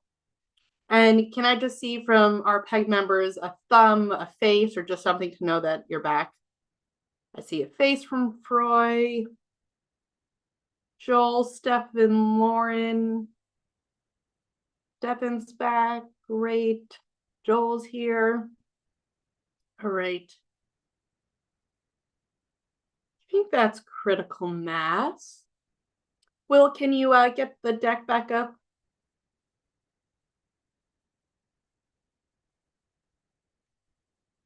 Maybe Will stepped away. Nope, there we are. Okay, so in our effort to get to that discussion by 12:10, Nathan, want to tee us off here? Yeah, sounds good. Thank you, Sophie. For those of you who don't know me, my name is Nathan Critchfield. I am an analyst on the electric IRP team here at PSE. Excited to be here talking to the RPAG. My section today is going to focus specifically on the reference case assumptions for the new generic resources. So next slide, Will. Okay, so this slide just kind of aims to paint the landscape of the different planning assumptions and inputs that go into the IRP. And I think this slide could probably be like 5 feet by 20 feet with a million tiles, but we have limited space. The boxes that are highlighted are the ones that are germane to today's conversation and really have to do with new resources specifically. So you'll see some things on there like existing resources, equity assumptions and CBIs, flex benefits. These are important items, but don't directly relate to today's conversation. So this is just kind of level set and get you an idea of what we're going to dive into a little, into some deeper detail on. And I guess I'll also point out, I think a lot of these things we've had RPAG meetings in the past, or we're going to have RPAG meetings in the future that kind of put a microscope on these specific tiles. I'm kind of trying to like ice the cake and put it all together for you. So you can see how those pieces fall. So next slide. And also, I should say I'm happy to take questions on the fly. So raise your hand, put it in the chat, just interrupt me. That's fine. So I think this is not new information here for you guys. We had Black and Veach come previously to the RPAG and talk in a massive amount of detail about the tech assessment, all the details of it, all the technologies that were evaluated. This is aiming to kind of boil that down and say, these are the representative technologies that are going to get modeled in the IRP. Or as Philip put it in the intro, these are the Tetris blocks, right? I like that analogy. So I think there's some stuff here that's not terribly surprising to folks. You know, we have utility scale, solar and wind back again and in a number of locations. Small modular reactors are back as a baseload resource. Again, distributed energy resources, both solar and energy storage. That energy storage is a 5 megawatt lithium ion battery. Further, utility scale energy storage options. There's been some movement here. So as Philip mentioned in the intro, we wanted a short duration option, a medium duration option, and a long duration option, and a representative technology of each of those categories. So for that short duration, kind of unsurprising, I think, to most people due to its commercial success, but is a lithium ion battery in a 4-hour variant. And then for the mid duration, we have the compressed air energy storage or CASE in an 8-hour version. And then lastly, we heard a lot of feedback from folks and about interest in long duration energy storage, and PSE agrees with that interest. So we're modeling the Form Energy iron air battery in a 100-hour version. So that's the energy storage component. For combustion turbines or peakers, we're actually modeling one technology, which is, I believe, a Siemens SGT 800 unit with 3 different fuel configurations. So there's a natural gas as primary fuel with R99 as backup, then a hydrogen and natural gas blend as primary fuel with R99 backup, and lastly, just R99 alone. So that's kind of the full picture of the different resource alternatives. Oh, I guess I skipped over hybrids. We'll also have hybrid and co-located resource options as were available in the last IRP as well. So that's just kind of the full picture of available resources for the model to choose. And I think you folks have seen this before. So next slide.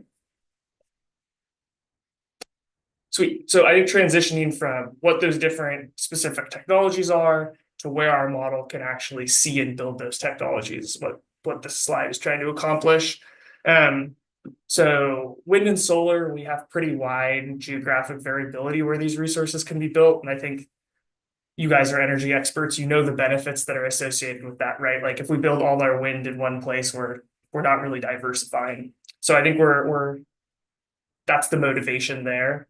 I will point out, you'll see those annual average capacity factors on the right. We're using the same renewable energy shapes as in the electric progress report.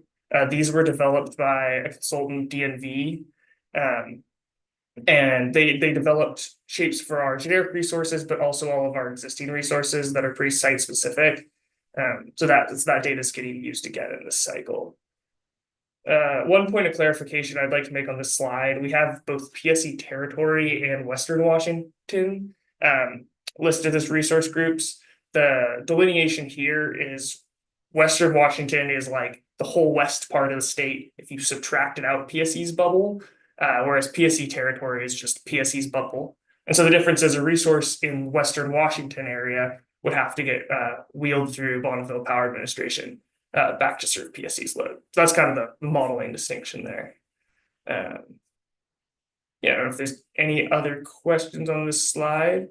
We can continue. Any questions or comments for Nathan so far? No. Good, you're drinking water while I know. Ask a prolonged question. I learned from Tyler. There we go. I've been accused at moving on too quickly when I ask if anyone has any questions. So I'll try to slow down. That sounds good. All right, I'm not seeing anything, Nathan. Go ahead. Sweet. Yeah, I think next slide then, Will. Okay, so thinking about, we have these technologies that we're going to model. We have these regions that they're available. I think the next natural question is how much of these technologies are available in what regions?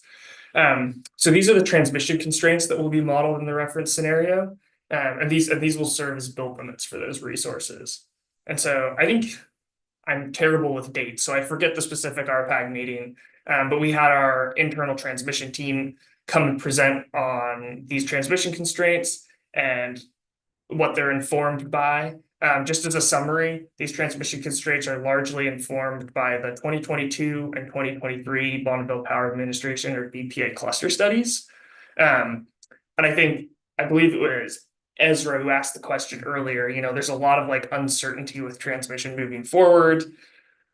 What if you had less? What if you had more? I think this slide is just to say, these are the numbers that'll be pushed into the reference case to serve as those build limits. But we also agree with that uncertainty and understand there's value in evaluating portfolios that might utilize more transmission or less transmission, as those could also be possible futures.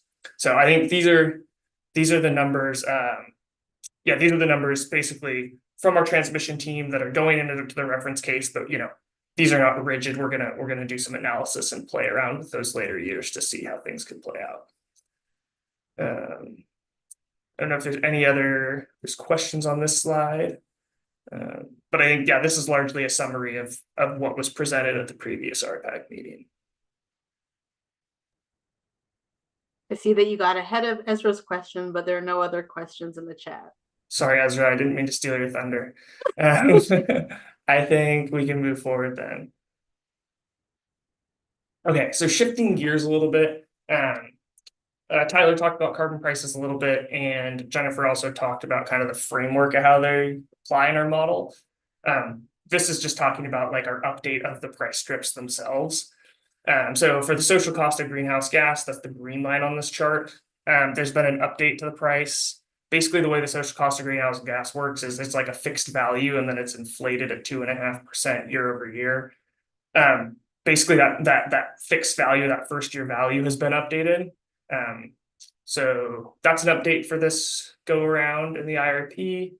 And additionally, the CCA. So you can see the blue line is the Washington H8 scenario, which assumes linkage to California in 2030. And that's what that gray line, the PSE ensemble, that dashed line represents. It starts at that H8 scenario, and then you can see it linking to the California Energy Commission, or CEC mid price, which is the orange line as we move through time. So just high level, none of our methodology is changing on these price strips from the electric progress report. We're just updating values to be consistent with the most recent data available. Yeah, I think next slide, Will. So another component when we think about carbon in the model is upstream emissions. This upstream emission rate represents carbon dioxide, methane, and nitrous oxides that are associated with all parts of the supply chain and transport. This is applied specifically to the social cost of greenhouse gas. This doesn't have to do with the CCA. So the way we model this is, if we have this little example calculation shows, if we had a new natural gas plant and that had an emission rate of 117 pounds per MMBTU, we would actually add this 23 pounds per MMBTU on top of that, which the social cost of greenhouse gas would be applied to. And the reason that this is the way we do it is we can't model the whole gas system. We don't do that. It's outside the scope of our model. So the emission rate, the proxy on the emission rate, is a good way for us to like wrap that into what we do and still capture that with the social cost of greenhouse gas. I'll point out that when the CCA gets applied in the model, the CCA would not act on that 140. The CCA is going to act on the stack emissions that would be that 117. So the upstream emissions is specifically for the social cost of greenhouse gas accounting, and is a little adder on top of that emission rate to kind of capture that. Yeah. Next slide, Will. Okay, so this is a pretty text heavy slide. My apologies, but this is just to kind of go through a litany of different assumptions that kind of show up throughout the model. So the first thing is this IRP has a time horizon of 2026 through 2050. I believe the electric progress report was 24 through 45. So we've shifted 2 years, and we've also given you 3 bonus years. So if you like lots of data, this is exciting for you. Next is inflation rate. It's 2.5% per year, model wide. This is the same inflation rate that was used in the electric progress report. We've received some feedback that seems low given current financial conditions. I think what's important to think about in the context of an IRP is that this is very much long-term planning. We're trying to have an inflation rate that matches that. So if there's short-term spikes, these are going to level off over time. And kind of a 2.5% inflation rate is fair for our view in the IRP. Nathan, yeah, Sophie, you want to jump in? Yeah, do you see Joel's question in the chat? I saw it pop up. I did not read it. Yeah. So let's go back one slide, Will, to slide 36. Joel is asking, is this example on slide 36 about where PSC's upstream emissions are? 20% upstream emissions rate seems pretty high. Nathan, any thoughts? Yeah, I think I would defer to a colleague, maybe Elizabeth, on that one. I'm not super familiar with the documentation on this. Yeah. Yes, so this upstream emission rate is coming from a model called GH Genius. And this is based off of I'm going to forget the acronyms. PSCA. I'm sorry, I'm going to have to get back to you on the acronyms of the where this is coming from. But this is actually coming from a model called GH Genius, based off of the Canadian emission. So this is looking at, there's a model for US, there's a model for Canadian, the gas is coming out of Canada. So this is based off of that upstream emission rates. And I'll get you more information. Joel, anything, any further questions on that one? No, I think that's fine. Any follow-up that they can send over though after would be great. Great, thanks. We can put that in the feedback report or drop it in the chat. Good. All right, thanks, Joel. You can go forward one slide, please, Will, and then Nathan can continue unless I see anyone else raising a hand or anything. No. All right, Nathan. Okay, I'll continue. Yeah, I think this was stated by Jennifer in the previous presentation. For unspecified market purchases, PSE will continue to use the 0.437 metric tons of CO2e per megawatt hour for purchases on market per CETA. That emission rate is pretty similar to like a combined cycle natural gas plant. The Inflation Reduction Act, or the IRA, there's been a lot of interest in that and a bunch of different facets of our model. And I think I'll say here that I'm going to talk specifically about how that relates to generic resources in the portfolio model.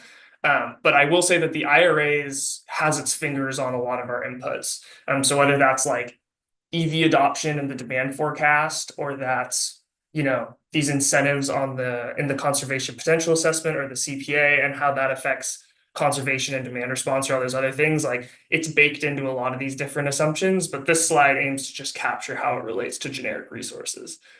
And so I believe it was Ezra who asked the question earlier. We will be assuming PTC at 100% for the planning horizon and the ITC at 30% for the planning horizon. The ITC will be used for storage resources. And the PTC will be used for other new technologies, new renewable technologies, including small modular nuclear. And that's what our internal financial analysis has suggested is the best application for the ITCs and PTCs respectively. We've received some questions about the bonus incentives that are part of the IRA. What that boils down to is these will not be included in the IRP. And one of the main reasons for that is the bonus incentives are like super specific in terms of like what they are and if you qualify.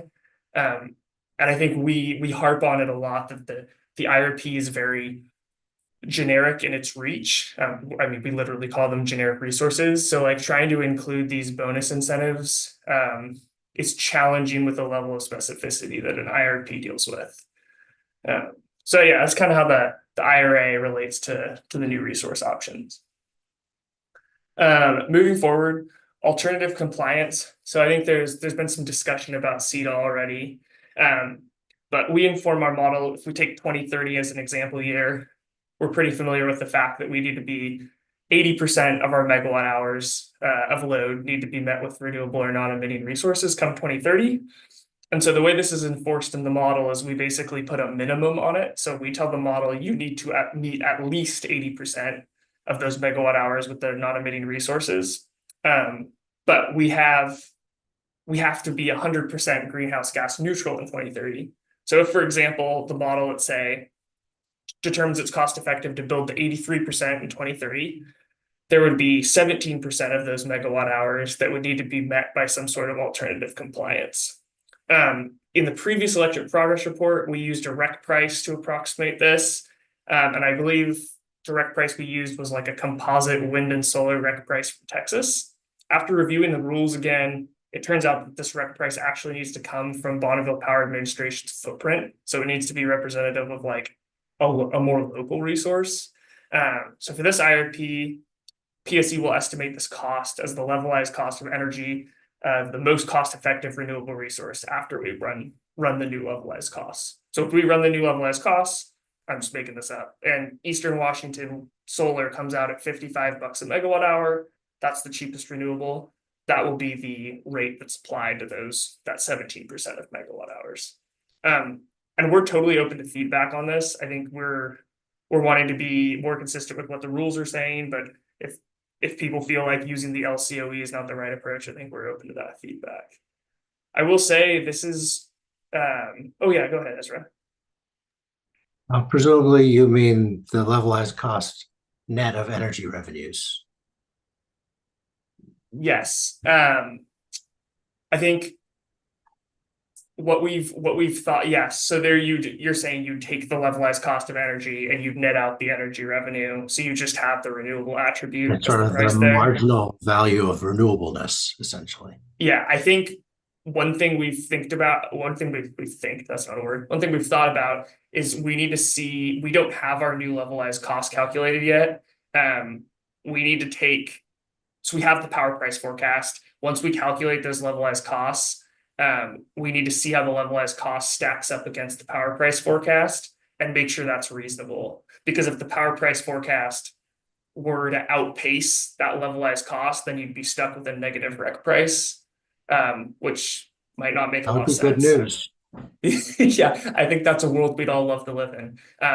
Yeah, I think that's helpful feedback. I think we'll evaluate that once we have the levelized costs calculated. Thank you. Yeah, you got it. Just one more thing I'd like to point out on alternative compliance. This isn't something that goes into like, this doesn't really impact build decisions in the model. This doesn't go in on the front end. So what we do is we tell the model it needs to build 80%. It does what it does, and this is kind of like an accounting thing on the back end. So yeah, we want to choose the best value to do this, but if we choose a slightly higher or lower value, it's not going to impact what resources get built. It's just going to impact that dollars accounting at the end. So for my last box here, and then I'll stop talking at the slide because I've been talking at length, it's just the discount rate. So this is a model-wide assumption. We will be using the 6.62% after-tax weighted average cost of capital. This is subtly different from, I believe, the progress reported 6.8%. So we've updated to be internally consistent with PSE's new assumptions, but nothing radically different than before. So I will pause because I just gave you a monologue. There's questions here. I'm happy to take them. That was good. That was rich. So yeah, Nathan spoke quite a bit about financial assumptions. Anyone else have questions or feedback on kind of these assumptions being baked into PSE's work? No. Okay. Well, Nathan, you can move on to your next slide then. Sweet. Sounds good. Okay. So here we're looking at the alternative fuels, or I guess just the fuels at large for this model. And I think there was maybe a little bit of confusion earlier when talking about the levelized prices. The way these prices are levelized is that we'll take a nominal price strip throughout the whole planning horizon and then levelize that back. So like the levelized cost you see here is presented in like year 1, 2025 nominal dollars. But the way that's actually calculated is we take the whole nominal price strip and levelize it. So I hope that's helpful. So you can see natural gas on the left. That $4.54 on the bottom, that's the raw gas price. We've gone ahead and added a box for the CCA and a box for the social cost of greenhouse gas to kind of illustrate the impacts that those might have when we compare these fuels. As Jennifer talked about earlier, like the way we model these is like, we don't model it explicitly as like a fuel price. This is just to like illustrate the impact to compare across fuels. So I think I don't need to harp on the gas price too much because Tyler covered that in much more detail early on. So it's the same natural gas price forecast. It's using the power price model with the forward marks near-term forecast and then stitched the Wood Mackenzie long-term. We have a hydrogen price forecast, which is about $80 levelized throughout the planning horizon. And this is the result of PSE's own internal analysis. We have a team of hydrogen experts here, and they generate that forecast for us. And you can see it says electrolytic in parentheses. CEDAR rules right now specify that electrolytic hydrogen is the type of hydrogen that qualifies to be CETA compliant. So that's why that's spelled out. A new fuel for this IRP is R99 or renewable diesel. We have represented R99 by using a distillate diesel price forecast from the 2023 EIA Annual Energy Outlook. You might ask why we used a distillate fuel price as a proxy for R99. There's a couple reasons. One, there's not a lot of great publicly available data on R99 pricing at the moment. And being that this is an IRP, publicly available data is always awesome if you can have it. Another thing is our own generation and fuels experts expect the price of normal diesel and the price of R99 to converge pretty tightly in the next like 1 to 2 years as the Washington supply chain becomes a little more evolved. So it's both publicly available data and our own internal experts expect that to be a pretty consistent price as we move forward in time. Yeah, I don't know if there's feedback here, but happy to continue. Yeah, go ahead, Joel. Thanks, Nathan. Yeah, I guess it's not intuitive to me why R99 and just, I guess, isn't distillate diesel, that's just regular fossil diesel, right? Correct. Why those would converge in the next couple of years. Or maybe I don't have a very good priors on like kind of how far apart their prices are now, but could you explain that Yeah. a little more, why they expect those to converge? Yeah, I think short answer, we can definitely follow up with you in the feedback report, because I don't think any of us are like the fossil fuel experts that can do that question justice. But I'll say what I've understood from the conversations with them is it's just a supply chain thing. Like, this fuel is readily available, but not necessarily readily available here yet. So they expect when it becomes readily available here that it'll, but I think we'll talk to our internal folks and get a good response in writing to you, because I think that's a good question. Just Emily making sure to flag that as a feedback report item. Thanks for that, Joel. Ezra, I saw you come off and mute. Yeah, I want to echo what Joel said. I mean, it just doesn't make any sense to me that if you have a premium fuel with no emissions, there's obviously going to be additional demand for that. We know that lots of people are hoping to use so-called renewable natural gas to meet climate goals. I just can't imagine that the price would converge with greenhouse gas intensive diesel. So, yeah, more information about that would be helpful. Yeah, okay, we'll do. I think I'll provide one additional piece of context too on how this price will be used. I think, yeah, both your questions are valid on that. I think one thing that's important to note is like the gas price we put into the model, and those, like, our existing combined cycle plants can see that gas price, right, and use it as it's cost effective, and it's like more sensitive to price. The way R99 will be modeled in the new units is like, because it's a liquid fuel, it's going to be limited by that amount of storage, right? We're not piping in R99. We have a tank on site with R99 in it. So that there will basically, those plants will be constrained by capacity factor, and we'll have calculated out the amount of R99 that it can use. And since these are peaking resources, that's not a tremendous amount of fuel.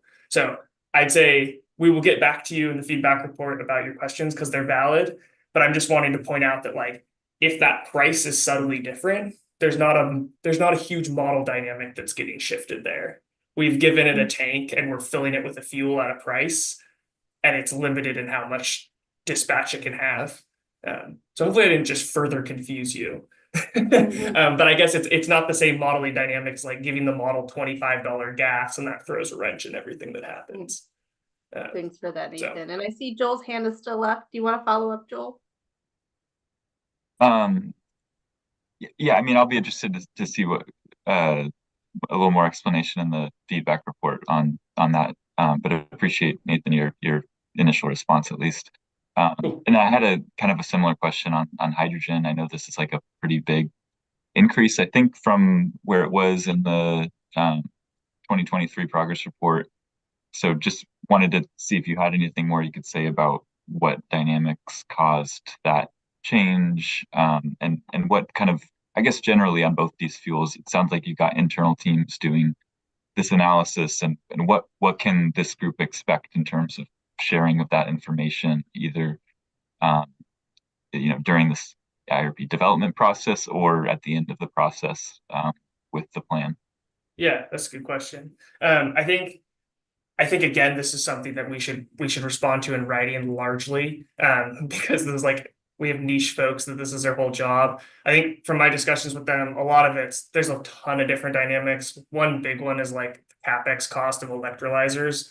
Like, that's been understood to be much higher recently than previously thought. But we'll reach out to our team and get you a better answer than my best guess. So yeah, it's a good question, Joel. Yeah. Thanks, Nathan, for I probably already started pinging people in the background to get their expertise in, but we appreciate you kind of answering as best you could here. Yeah. Anything else? Yeah, I'm not sure if you actually finished this slide. I think I did. I think I was pausing because I was expecting those amount of questions. Good. So I think we can move forward. Okay, so now for something entirely different. I guess I kind of lied to you at the beginning of this slide deck because I had this box grayed out saying that we weren't going to talk about it. But I think it's important to point out in this 25 IRP, both on the electric side and the gas side, we've seen we've been undertaking a pretty complete overhaul of energy justice in general. So I think last year in the Cascade Natural Gas Rate Order, it kind of set forth these 4 tenets of energy justice. as a framework that utilities should evaluate it under. And so we've really taken that to heart and kind of thought about how our analysis fits in this framework and how we can improve it. I think I'll touch on the two elements that are in bold here. The first one in the recognition justice quadrant is we have a new portfolio benefits and burdens assessment for each of the generic resources. That's brand new to this cycle. And then in the distributive justice tenet, portfolio benefit analysis, for those of you that followed our previous cycle, you might have seen this before. This is to help us like iterate and improve on portfolios to make them more equitable as we reach a preferred portfolio.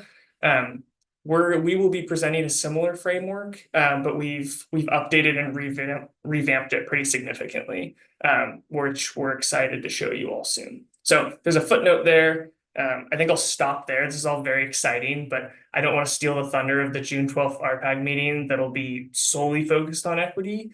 And there's been a lot of work here. So it certainly deserves a whole meeting. So excited for that meeting upcoming, but I'll stop at the moment. I believe this is my last slide. It is, yeah. So consider this a commercial for your mid-June meeting, but knowing that that mid-June meeting is still, getting finalized. Anything from this slide that you really want PSE to focus on June 12th?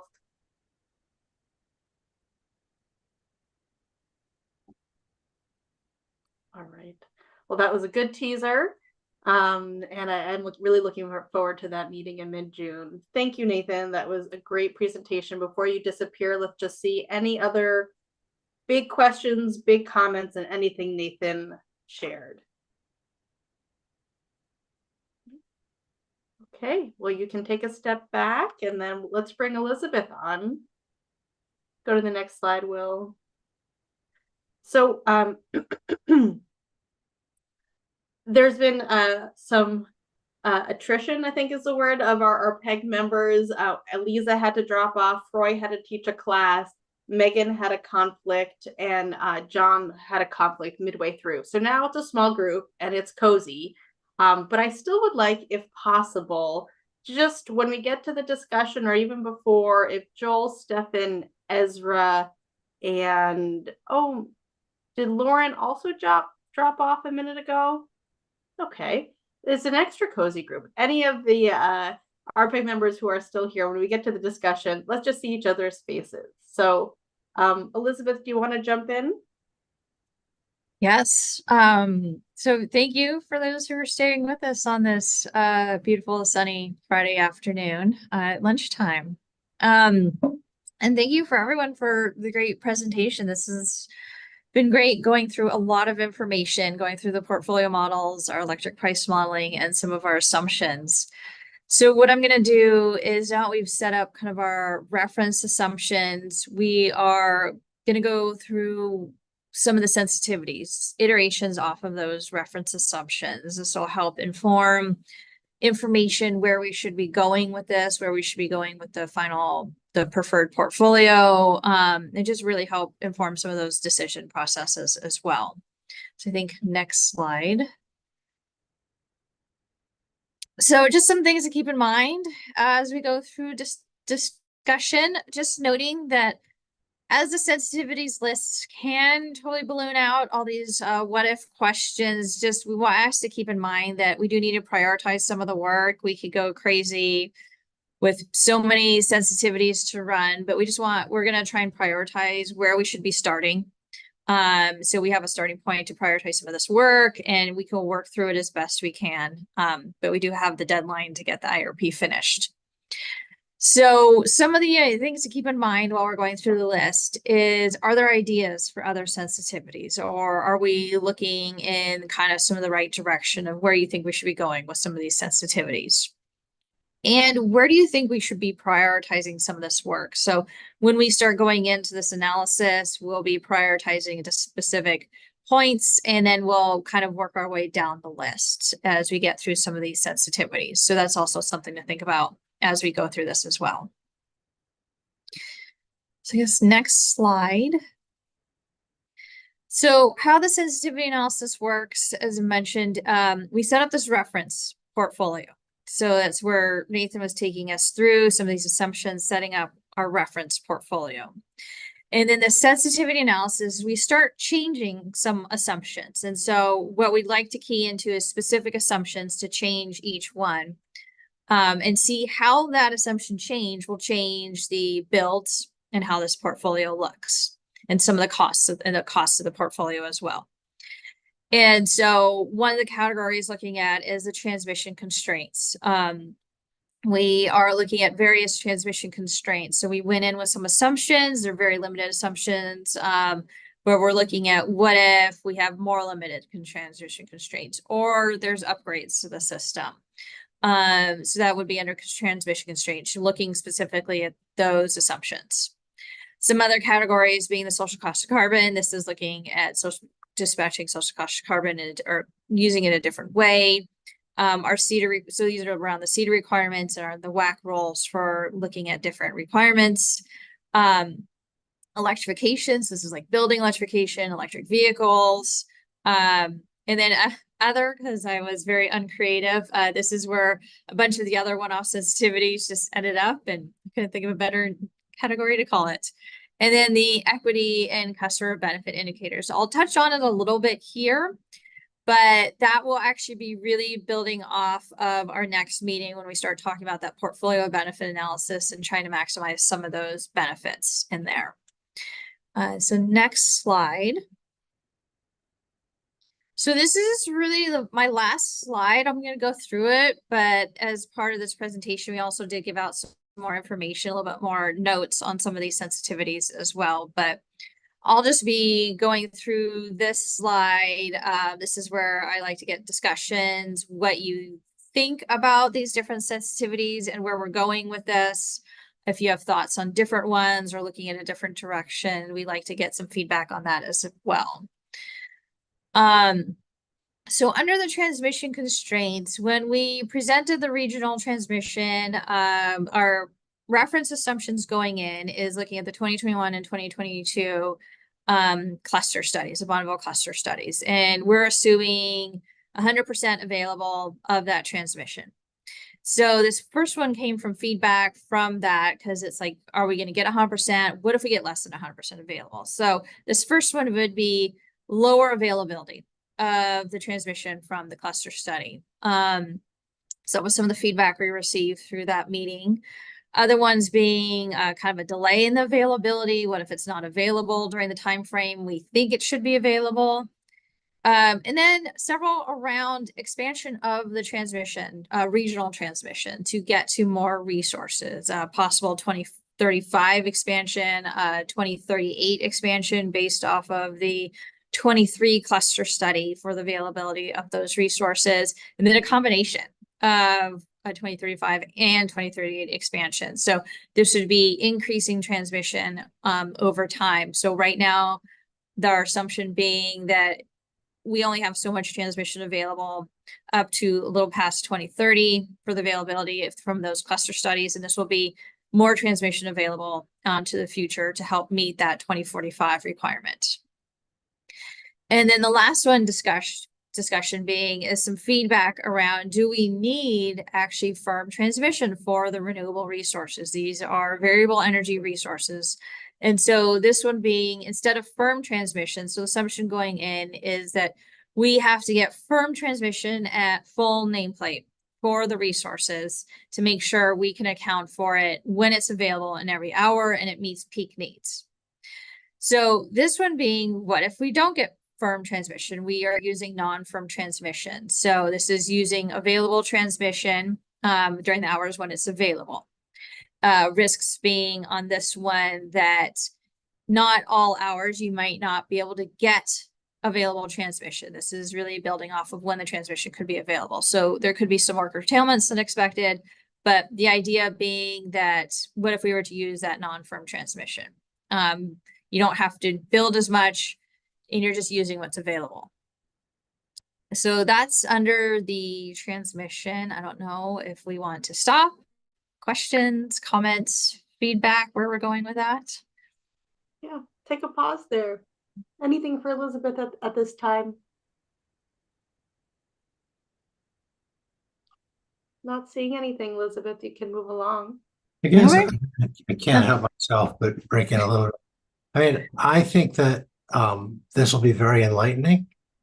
I think it might suggest that we need to look at it more, which I know you don't want to do that. Once you look at the results, then start looking at other scenarios. But I mean, I think the issue of the impact of having more transmission on cost and feasibility of meeting those CETA constraints is going to be one of the fundamental outcomes of this whole process.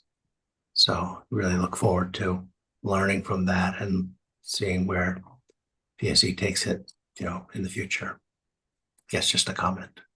No, thanks, Ezra. And by all means, the whole step back, step up thing does not apply when it's a small group like this. Everyone who's on the call, please, just like your voices are welcome right now. So Joel, what were your thoughts? I mean, I like mostly want to just agree with what Ezra said. I think that it'll be nice to see kind of what the impact of different potential transmission futures has on the portfolios that come out of the analysis. And I guess I also wanted to ask, kind of in the context of looking at these different sensitivities, it may be a reminder of the sort of order of events and like what the rest of the process looks like between now and a final IRP, and whether this is sort of our last chance for exploring other options, or if we will be able to see some of the results of these sensitivities and potentially build new ones on them as we learn more from what that analysis shows. No, you're correct. Again, these sensitivities can be starting points, and we may learn something from them and start kind of pulling on that thread and exploring down that level. And I agree, it's really important to be able to, we start with some sensitivities, but we also need to keep it more dynamic as we learn things. It's like, okay, let's explore down this piece. So right now, what we're doing is we're setting up our reference. We'll be kind of going heads down into modeling for the summer once we get everything set up and running. And then we'll meet back. I think we have some time set up for early fall, in which we'll start going through some of the draft results we have. And again, that will be, we'll go through some of the draft results, what sensitivities we run, how results may be looking, and getting some more feedback on where to go with this. And then that will also help develop into maybe some more sensitivities, looking at some different things, and really kind of going towards where should we be going towards with this kind of like preferred portfolio, and leading into that kind of draft that'll be end of the year. Thanks for describing the pathway from here on out, Elizabeth. And for your comments, Ezra. I'm not seeing anyone else or their hand, so yeah, you can keep walking through these sensitivities. Yeah. So next category would be the social cost of carbon, CETA requirements. So a lot of this is coming out of some of our the WAC rules and some of our conditions to look at the social cost of carbon, modeling as a dispatch from some of the feedback we received, and then looking at these, we've nicknamed them kind of the no CETA portfolios as a requirement from the WAC rules to look at what if we didn't have the CETA requirements, what would that look like as well. And then under these are the electrification scenarios. So the building electrification, this is one I've just labeled them as high and low. So this one will be working really closely with the gas portfolio modeling. And so under the gas portfolio modeling, they're going to be setting up what that would look like. And so right now we have a separate electric model and we have a gas model. We don't, these are all separate models. So there's a transmission planning, there's electric planning, electric resource planning, there's the gas utility planning. And so under the gas planning, they're going to be setting up these scenarios, sensitivities, looking at various conditions for electrification, and then they'll be feeding us the increase to the electric loads. And under those conditions, we'll be looking at how those increase to electric loads will be affecting the possible need for new resources and what that mix of resources and the cost could look like on the electric side as well. So these would be the combined portfolios with gas and electric. We're also looking at possible or looking at the electric vehicle forecast. So we had a meeting back in January. We were talking about the electric vehicles. there's a lot of unknowns where this could be going. It could be going up, it could be going down. So we'll be pulling some of those forecasts and looking at the range of where the electric vehicle forecast could be going as well. And the combined of the building electrification and electric vehicle forecasts and the impacts onto the electric needs. And I think I saw some hands going up. Go ahead, Joel. Thanks. Yeah, no, I had a lot of notes on this slide, so I appreciate this being brought up as a discussion point, and planning to take full advantage. On the social costs of greenhouse gas and CETA section, I had two questions on that. So I think the use rulemaking is something that I think Tyler alluded to earlier during his portion of this presentation. There were draft rules for that circulated earlier this month, I think May 9th. And then I think just yesterday, so maybe this is breaking news for some folks, there was another post to the docket requesting analysis on like what the implications of those draft rules would be on kind of costs and portfolios. So I would maybe suggest that as a potential sensitivity here. This might be a good place to look at what the impact of those draft rules would be on PSE's portfolio and the costs associated with that. For anyone who's listening, the docket for that, if you're interested, and I haven't read through the whole thing myself, so I'm just putting this information out there for others to help absorb as well. But UE 210183 is the docket number for that. If anyone's interested in checking that out and for everyone's awareness. So that was the first one. I don't know if you have any reactions to that. There was one other point I wanted to touch on in that column, the social cost and CETA column. For the first point on the draft use rules, we are not planning much for this, but we can get back to you once we figure out some of it came out yesterday, so I was focused on this meeting. Yeah, totally fair.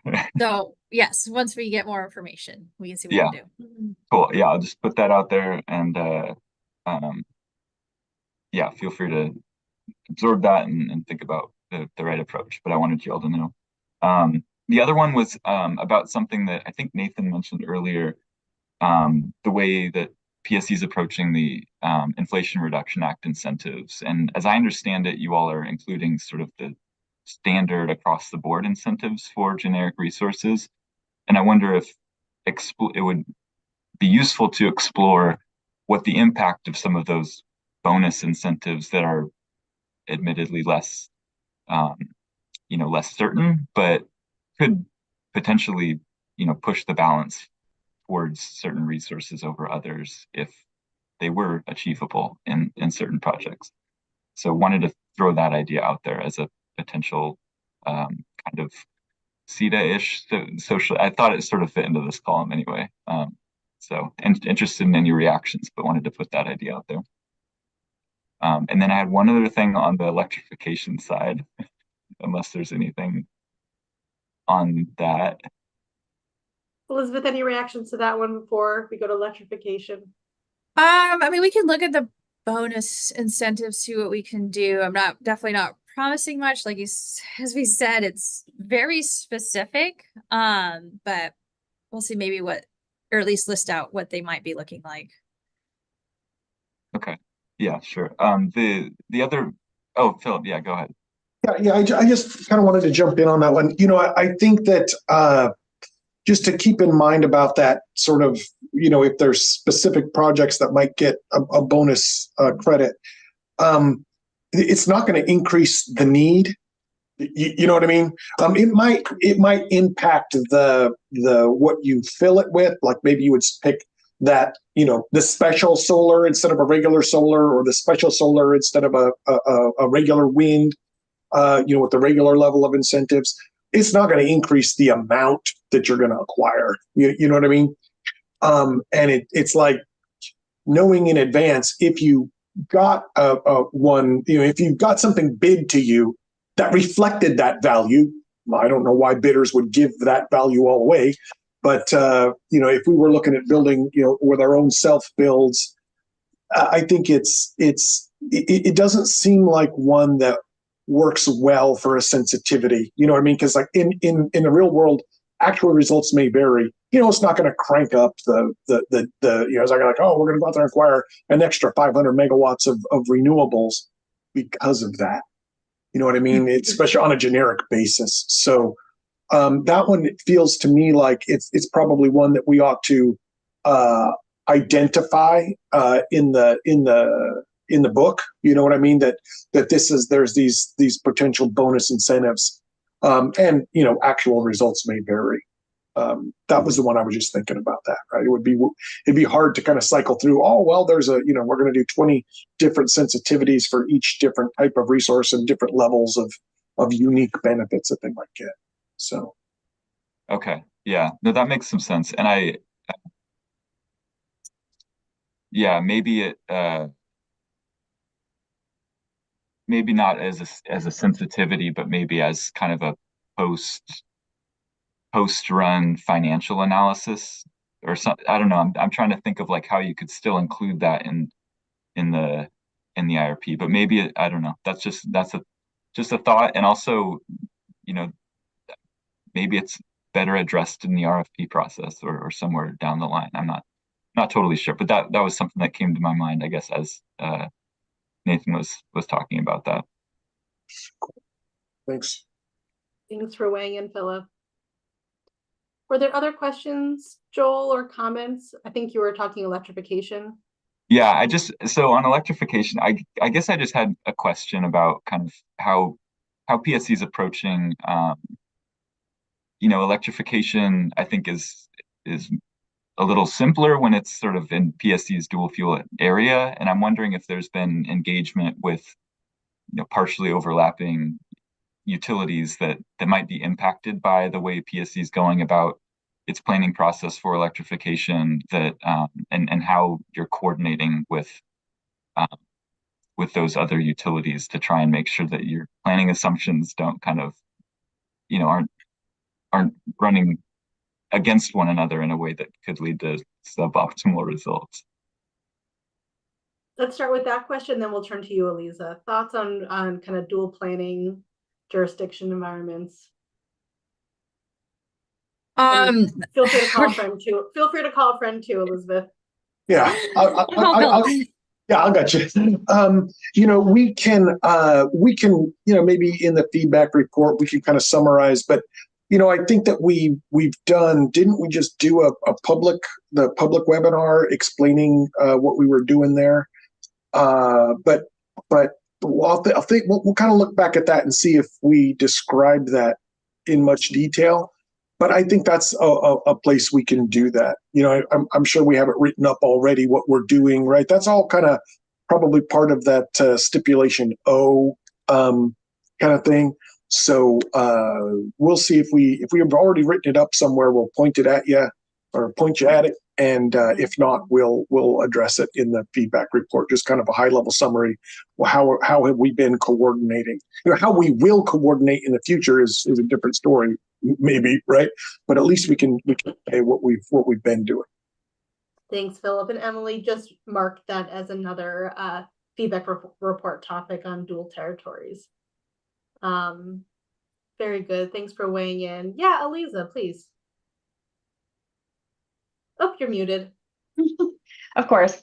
I apologize that I've had to bounce in and out, but this reminds me that I was asked about weighing in, and I'm not going to completely weigh in today still on the social cost of greenhouse gas as the sensitivity of the dispatch cost, but it got me thinking about CETA, and thinking back to my days when I was at Seattle, kind of in the same thinking about how do you model all these things. And I'm curious too, when I think about the cost of emission, right? The greenhouse gas neutrality standard before 2045. How is PSE thinking about energy transformation projects? I may have missed that, but there's multiple pathways, right, to offset offset those emissions, and you may have emissions from market purchases or direct emissions. And so I think that needs to be in our thinking about how to advise PSE. So maybe they can give us an idea about that, those energy transformation projects and what they're thinking about doing for this IRP on that. Hope that's a decent question. Yes. So the energy transformation projects count towards the 20%. So for example, in 2030, we have to meet 80% with renewable non-emitting generation. The remaining 20% can be with what is the alternative compliance. This can be unbundled RECs or energy transformation projects. So for this IRP, we are working on kind of essentially a REC price. And so we're going to be looking at a potential, like a fundamental cost of a REC is what we're going to be calculating out as a placeholder for that alternative compliance. In terms of energy transformation projects, we've talked about them back and forth, but we're still waiting on information on how to take those projects and convert them to essentially a megawatt hour number for the compliance piece of it. And so that's kind of the piece that's missing for those. So for now, we're just keeping in that kind of unbundled REC or this fundamental REC price as our placeholder for the alternative compliance. Something we can think about is, like I said, we're looking at a fundamental REC price. It's a kind of an outside the model calculation, but we can look at what if it's a higher or lower cost. There's a lot of unknowns right now, still trying to work towards that. And then to get to that 2045, we need to be 100% non-emitting renewable energy. So no alternative compliance going into the 2045. No, thank you. I was thinking about, this no social or the social costs and dispatch costs, but maybe, it's really looking at it after dispatch and, this REC price, like the ceiling price on the REC, it might be the social cost of greenhouse gases. So as just a way to differentiate the cost of the portfolios, I feel like that when I was at Seattle, that's what my team was, we were doing some sensitivity on that and used that as a bookend. And I know you have different social costs of greenhouse gas costs you're looking at, but so that was one way I've been thinking about it. And I just wanted to share that thought process as I'm looking at these slides and getting back engaged. And but look forward to hearing more. Thank you. Thank you. Thanks, Lisa. Elizabeth, how about you finish kind of walking through these, and then we can have hopefully, 7-8 minutes for the big picture question that you posed in the beginning. Oh, unless Philip, did you want to come back on? Yeah, go ahead, Philip. I'm sorry, just wanted to jump in. Just wanted to jump in real quick. Eliza, I'm not sure if after you jumped ship from Seattle City Light down to PNUC, that you probably did that when Ecology was in the process of doing a rulemaking on those energy transformation projects. They haven't finished, so that's why we're kind of still not much we can do because we don't know what the rules are. Okay, thank you. Yeah, you're right. This is all in process, and I'm not as up to date on everything, and that's why it's good to participate with this group to stay in touch with all these processes. But there's other ways to kind of bookend some things or look at costs. So just trying to reflect on when things are unknown, what can you do? So it's it's always hard to kind of finish an analysis, but at some point you have to. Yeah. No, great question though. Thank you. Good. All right, Elizabeth, let's take us home here and then we'll zoom out. Okay. So this is next one under kind of that red box. This is a request that came in or some feedback we received through the 23 progress report. So in this feedback we received, right now what's happening is when we look at energy efficiency, so this is all of the conservation coming in, it's like well over 1,500 measures we're looking at. And what we do for the IRP is we take all these measures and bundle them by costs. So when we talk about the energy efficiency bundles. What we've done is we've bundled them in by cost. So when we bundle them by cost using their energy value, so the dollar per megawatt hour number is how we're bundling them all together. And then this will bring it down to like 13 different inputs into our models and pulling out bundles by their cost levels. And so what we're doing, what the request was, is to rebundle by their capacity value. And so instead of looking at their energy value, we look at all the measures, and now we're bundling them by their capacity value, a dollar per kW year value. And so by bundling them by their capacity value instead of their energy value, would we get a different result doing this way? And so that one so that was the request that came out of the 23 Progress Report. So we've been working with Cadmus to get these bundled, to get everything rebundled by we're using their winter capacity, since the winter capacity is still the highest system capacity. And so by rebundling them, we'll be getting in the bundles that way. Everything is still going in the models. We'll still have the energy values. We'll still have the capacity values. But it's just, would we get kind of a different conservation point or a different value on the conservation if we were to look at it a little bit differently by capacity? So that's what that sensitivity is looking at. The second one, the RAP planning. So this last meeting we had in May, we did talk about RAP, brought up the idea of should we be using the RAP planning margins or the or our estimation of kind of a long-term planning margin using RAP versus our work done by E3. The feedback we did receive was people would like to see it kind of, how does this change the portfolio bills? How does this change things? So what we're doing is we're going into our reference assumptions using the E3 analysis, and then we'll be running a sensitivity using kind of these RAP estimations of the long-term metrics. So we can see how this would change builds and the portfolio and costs as well. And then the last one, I'll give a little teaser of this one. So this one will be discussed a little bit more at the I think it's June 12th meeting, under the portfolio benefit analysis. And just noting that under the portfolio benefit analysis, under the WAC rules, we need to do this maximum customer benefit portfolio. So that would be one of the sensitivities we run, trying to maximize specific metrics.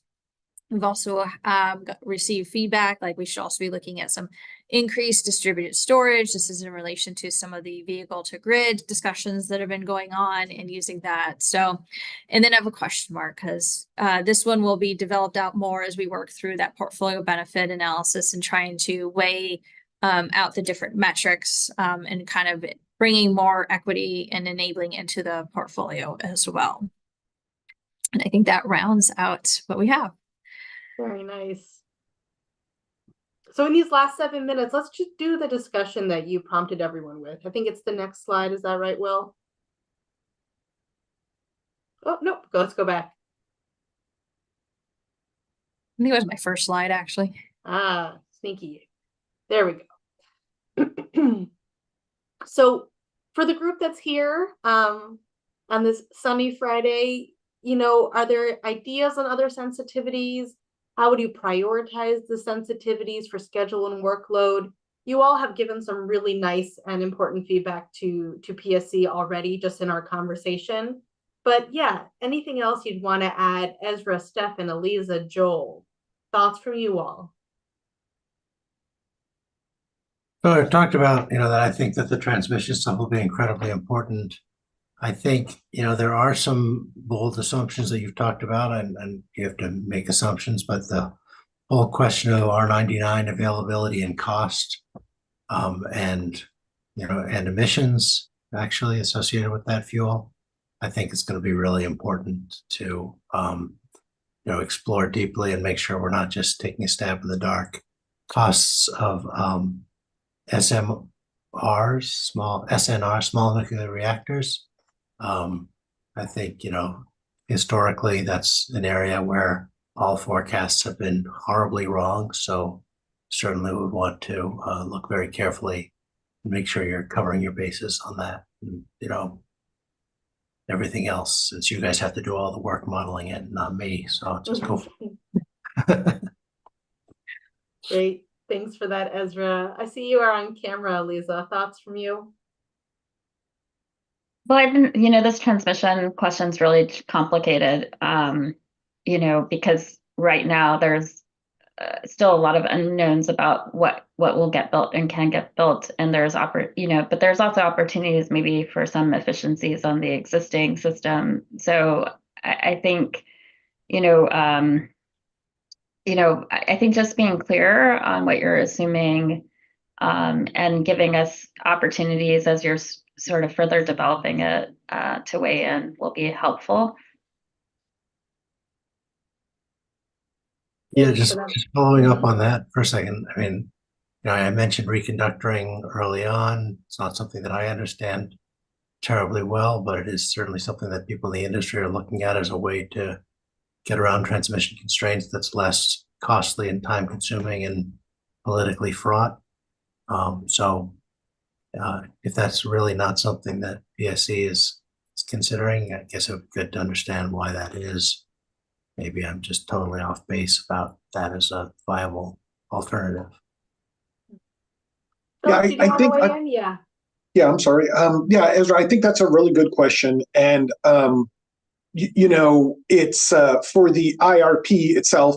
It's not that hard to change the assumption on when transmission would be available or what the cost would be, right? That part's easy. I say easy because I'm not the guy who runs the model. That's Elizabeth and her crew, right? So for me, it's easy to ask that question. But the challenge, I think, is as we start really digging into this as a company, it's going to take more, right? It takes time to develop those assumptions. You know what I mean? And that's what there's. I just don't think there's any way in this IRP timeline that we would be able to develop assumptions on what if we were able to sweet talk BPA into reconductoring the line to Montana. What would that cost, and what would it do for us, right? Those. I mean, I don't know if Eleanor is online, but those kinds of transmission studies are probably a whole lot more complicated than I think, right? Because it's a much bigger deal. Change the increase the change the conductoring all the way to Montana. Well, it doesn't just, right? It's not just a pipe, right? It's connected to a whole grid, and we don't really know how that would affect it without some study. So I think that what we wind up seeing in the IRP. I will definitely talk about reconductoring, and I'm not sure how deep into that discussion we can go in terms of saying, let's figure out how to put this into the hopper for not just our local transmission planning, but also regional transmission planning processes as well. I mean, that's a big deal. I think it might wind up being a great opportunity, right? But it's going to take quite a bit of time to figure out what it will cost and what the effects would be. So not for this IRP, I don't think. Great. And Eleanor, I saw you come on camera. Did you want to add anything on the transmission front? Yeah, no, I just want to say, it's a great question, and I know reconductoring and advanced conductors have been getting a lot of attention lately, and definitely something that is in our tool belt of things that we can consider. And I will note that part of the BPA evolving grid projects that are going to part of that 2022 cluster study that we're assuming does involve reconductoring 2 of their lines. So it is very much in play, at least for like the cross Cascades path. But it's also important to understand, and I think to Philip's point, is that there are a lot of other factors to take into consideration as far as the types of constraints we have on the system. So if it's a thermal constraint, reconductoring may be a very viable option. But when we're thinking about things like voltage stability or transient stability issues, reconductoring is less effective. So it's a complex problem, and it will require a lot of analysis and a lot of consideration as we think about how it fits into a future transmission portfolio. Yeah, I mean, those points obviously are very well taken and very important, and I am not understating the complexity, but my point is somehow or other you need to know what the benefits are, so that we can decide whether the degree to which certain constraints should be looked at in greater depth.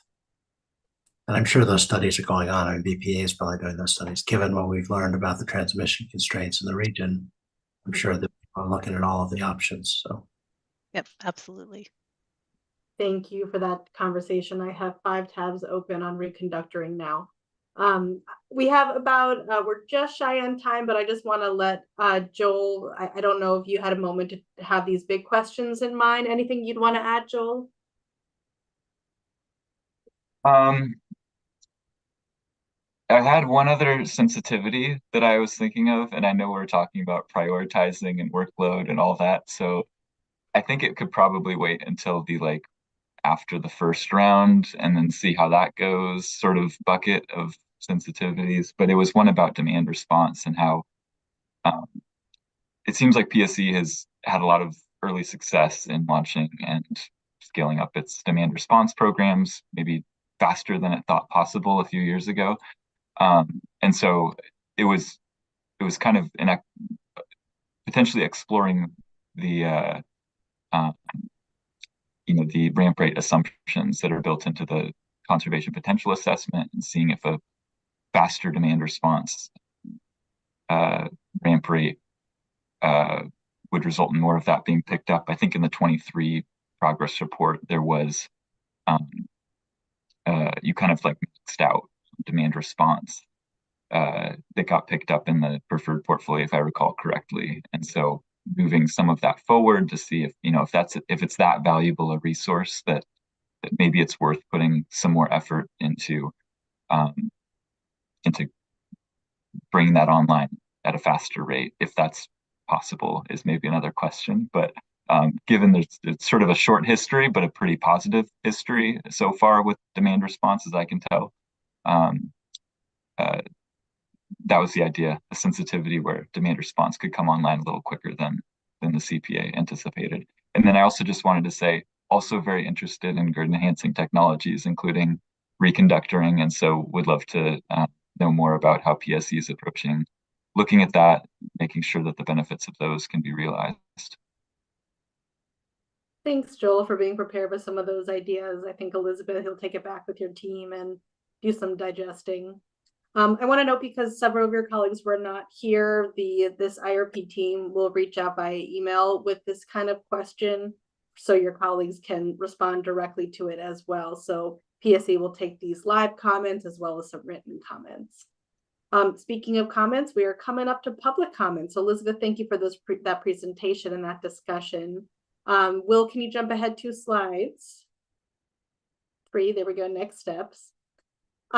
So we've talked about the equity in the IRP a few times in this conversation. So in June, there's 2 meetings focused on it. One is the public webinar on June 6th, and then June 12th will be an RPAG specific meeting also talking about equity in the IRP and the work that PSE has been doing behind the scenes. In between those 2 dates, the feedback form for this meeting is closing on June 7th. And my guess is that's roughly when maybe PSE would want to hear some responses from your absent colleagues with the discussion question, but you'll probably see that in an email. So with that in mind, I think we have arrived at public comment. So Pauline, if you could allow people to raise their hand, all the participants to raise their hand, and then we'll start promoting people in the order in which we see them.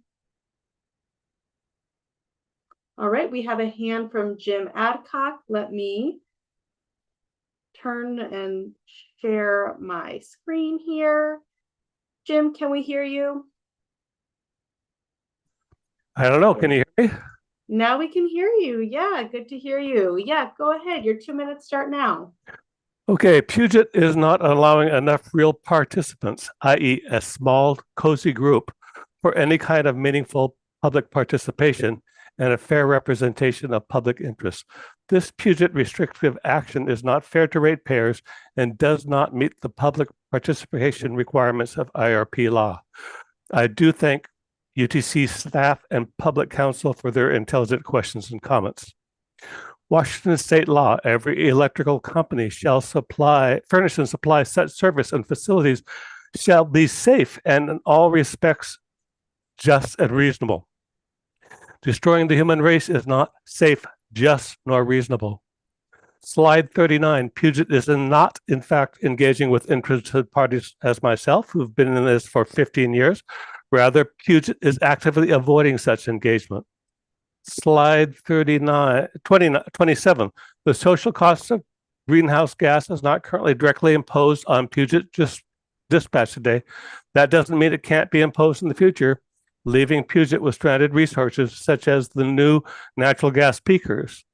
And in any case, these are real damages which Puget is unfairly imposing on human society, including real human deaths, i.e. Bressler mortality cost of carbon. Slide 32. I am happy to see Puget honestly and openly discussing the first full range of possible resource additions they are considering, including fossil fuel peakers and nukes.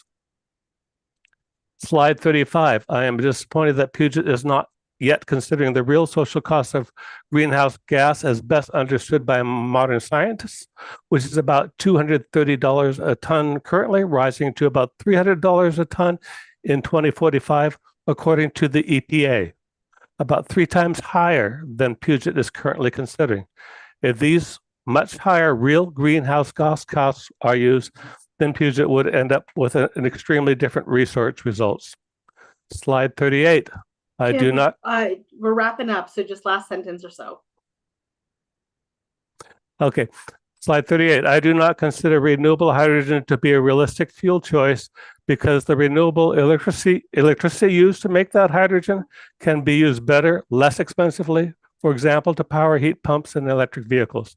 My last comment was on reconductoring, but I think you've heard that one already. Thank you very much. Thanks for your comments, Jim. Appreciate those. Let's look back at the list here. Any other hands? I am not seeing any other hands from observers of today's RPAG meeting. Looking around. So with that in mind, let me stop sharing. I'll just kind of look at you all and wrap us up here. So thank you all for your participation and for the 5 or 6 other RPAG members who were able to join earlier today. I just want to, PSE, over time, I've seen you condense your slides so that you can have more time for the Q&A. And I just really wanted to say I appreciated moderating the Q&A today. There were a lot of interesting questions, a lot of homework I need to do on the side to catch up with you all. And I thought the participation for those of you who are here today was really meaningful. And PSE, thank you again for your work putting together this content. So we'll see you all at your RPAG meeting on June 12th. And until then, I hope everyone enjoys this nice weather. And I hope I just didn't jinx us by calling it nice weather. Have a wonderful afternoon, everyone. Thank you. Thanks so much, Sophie.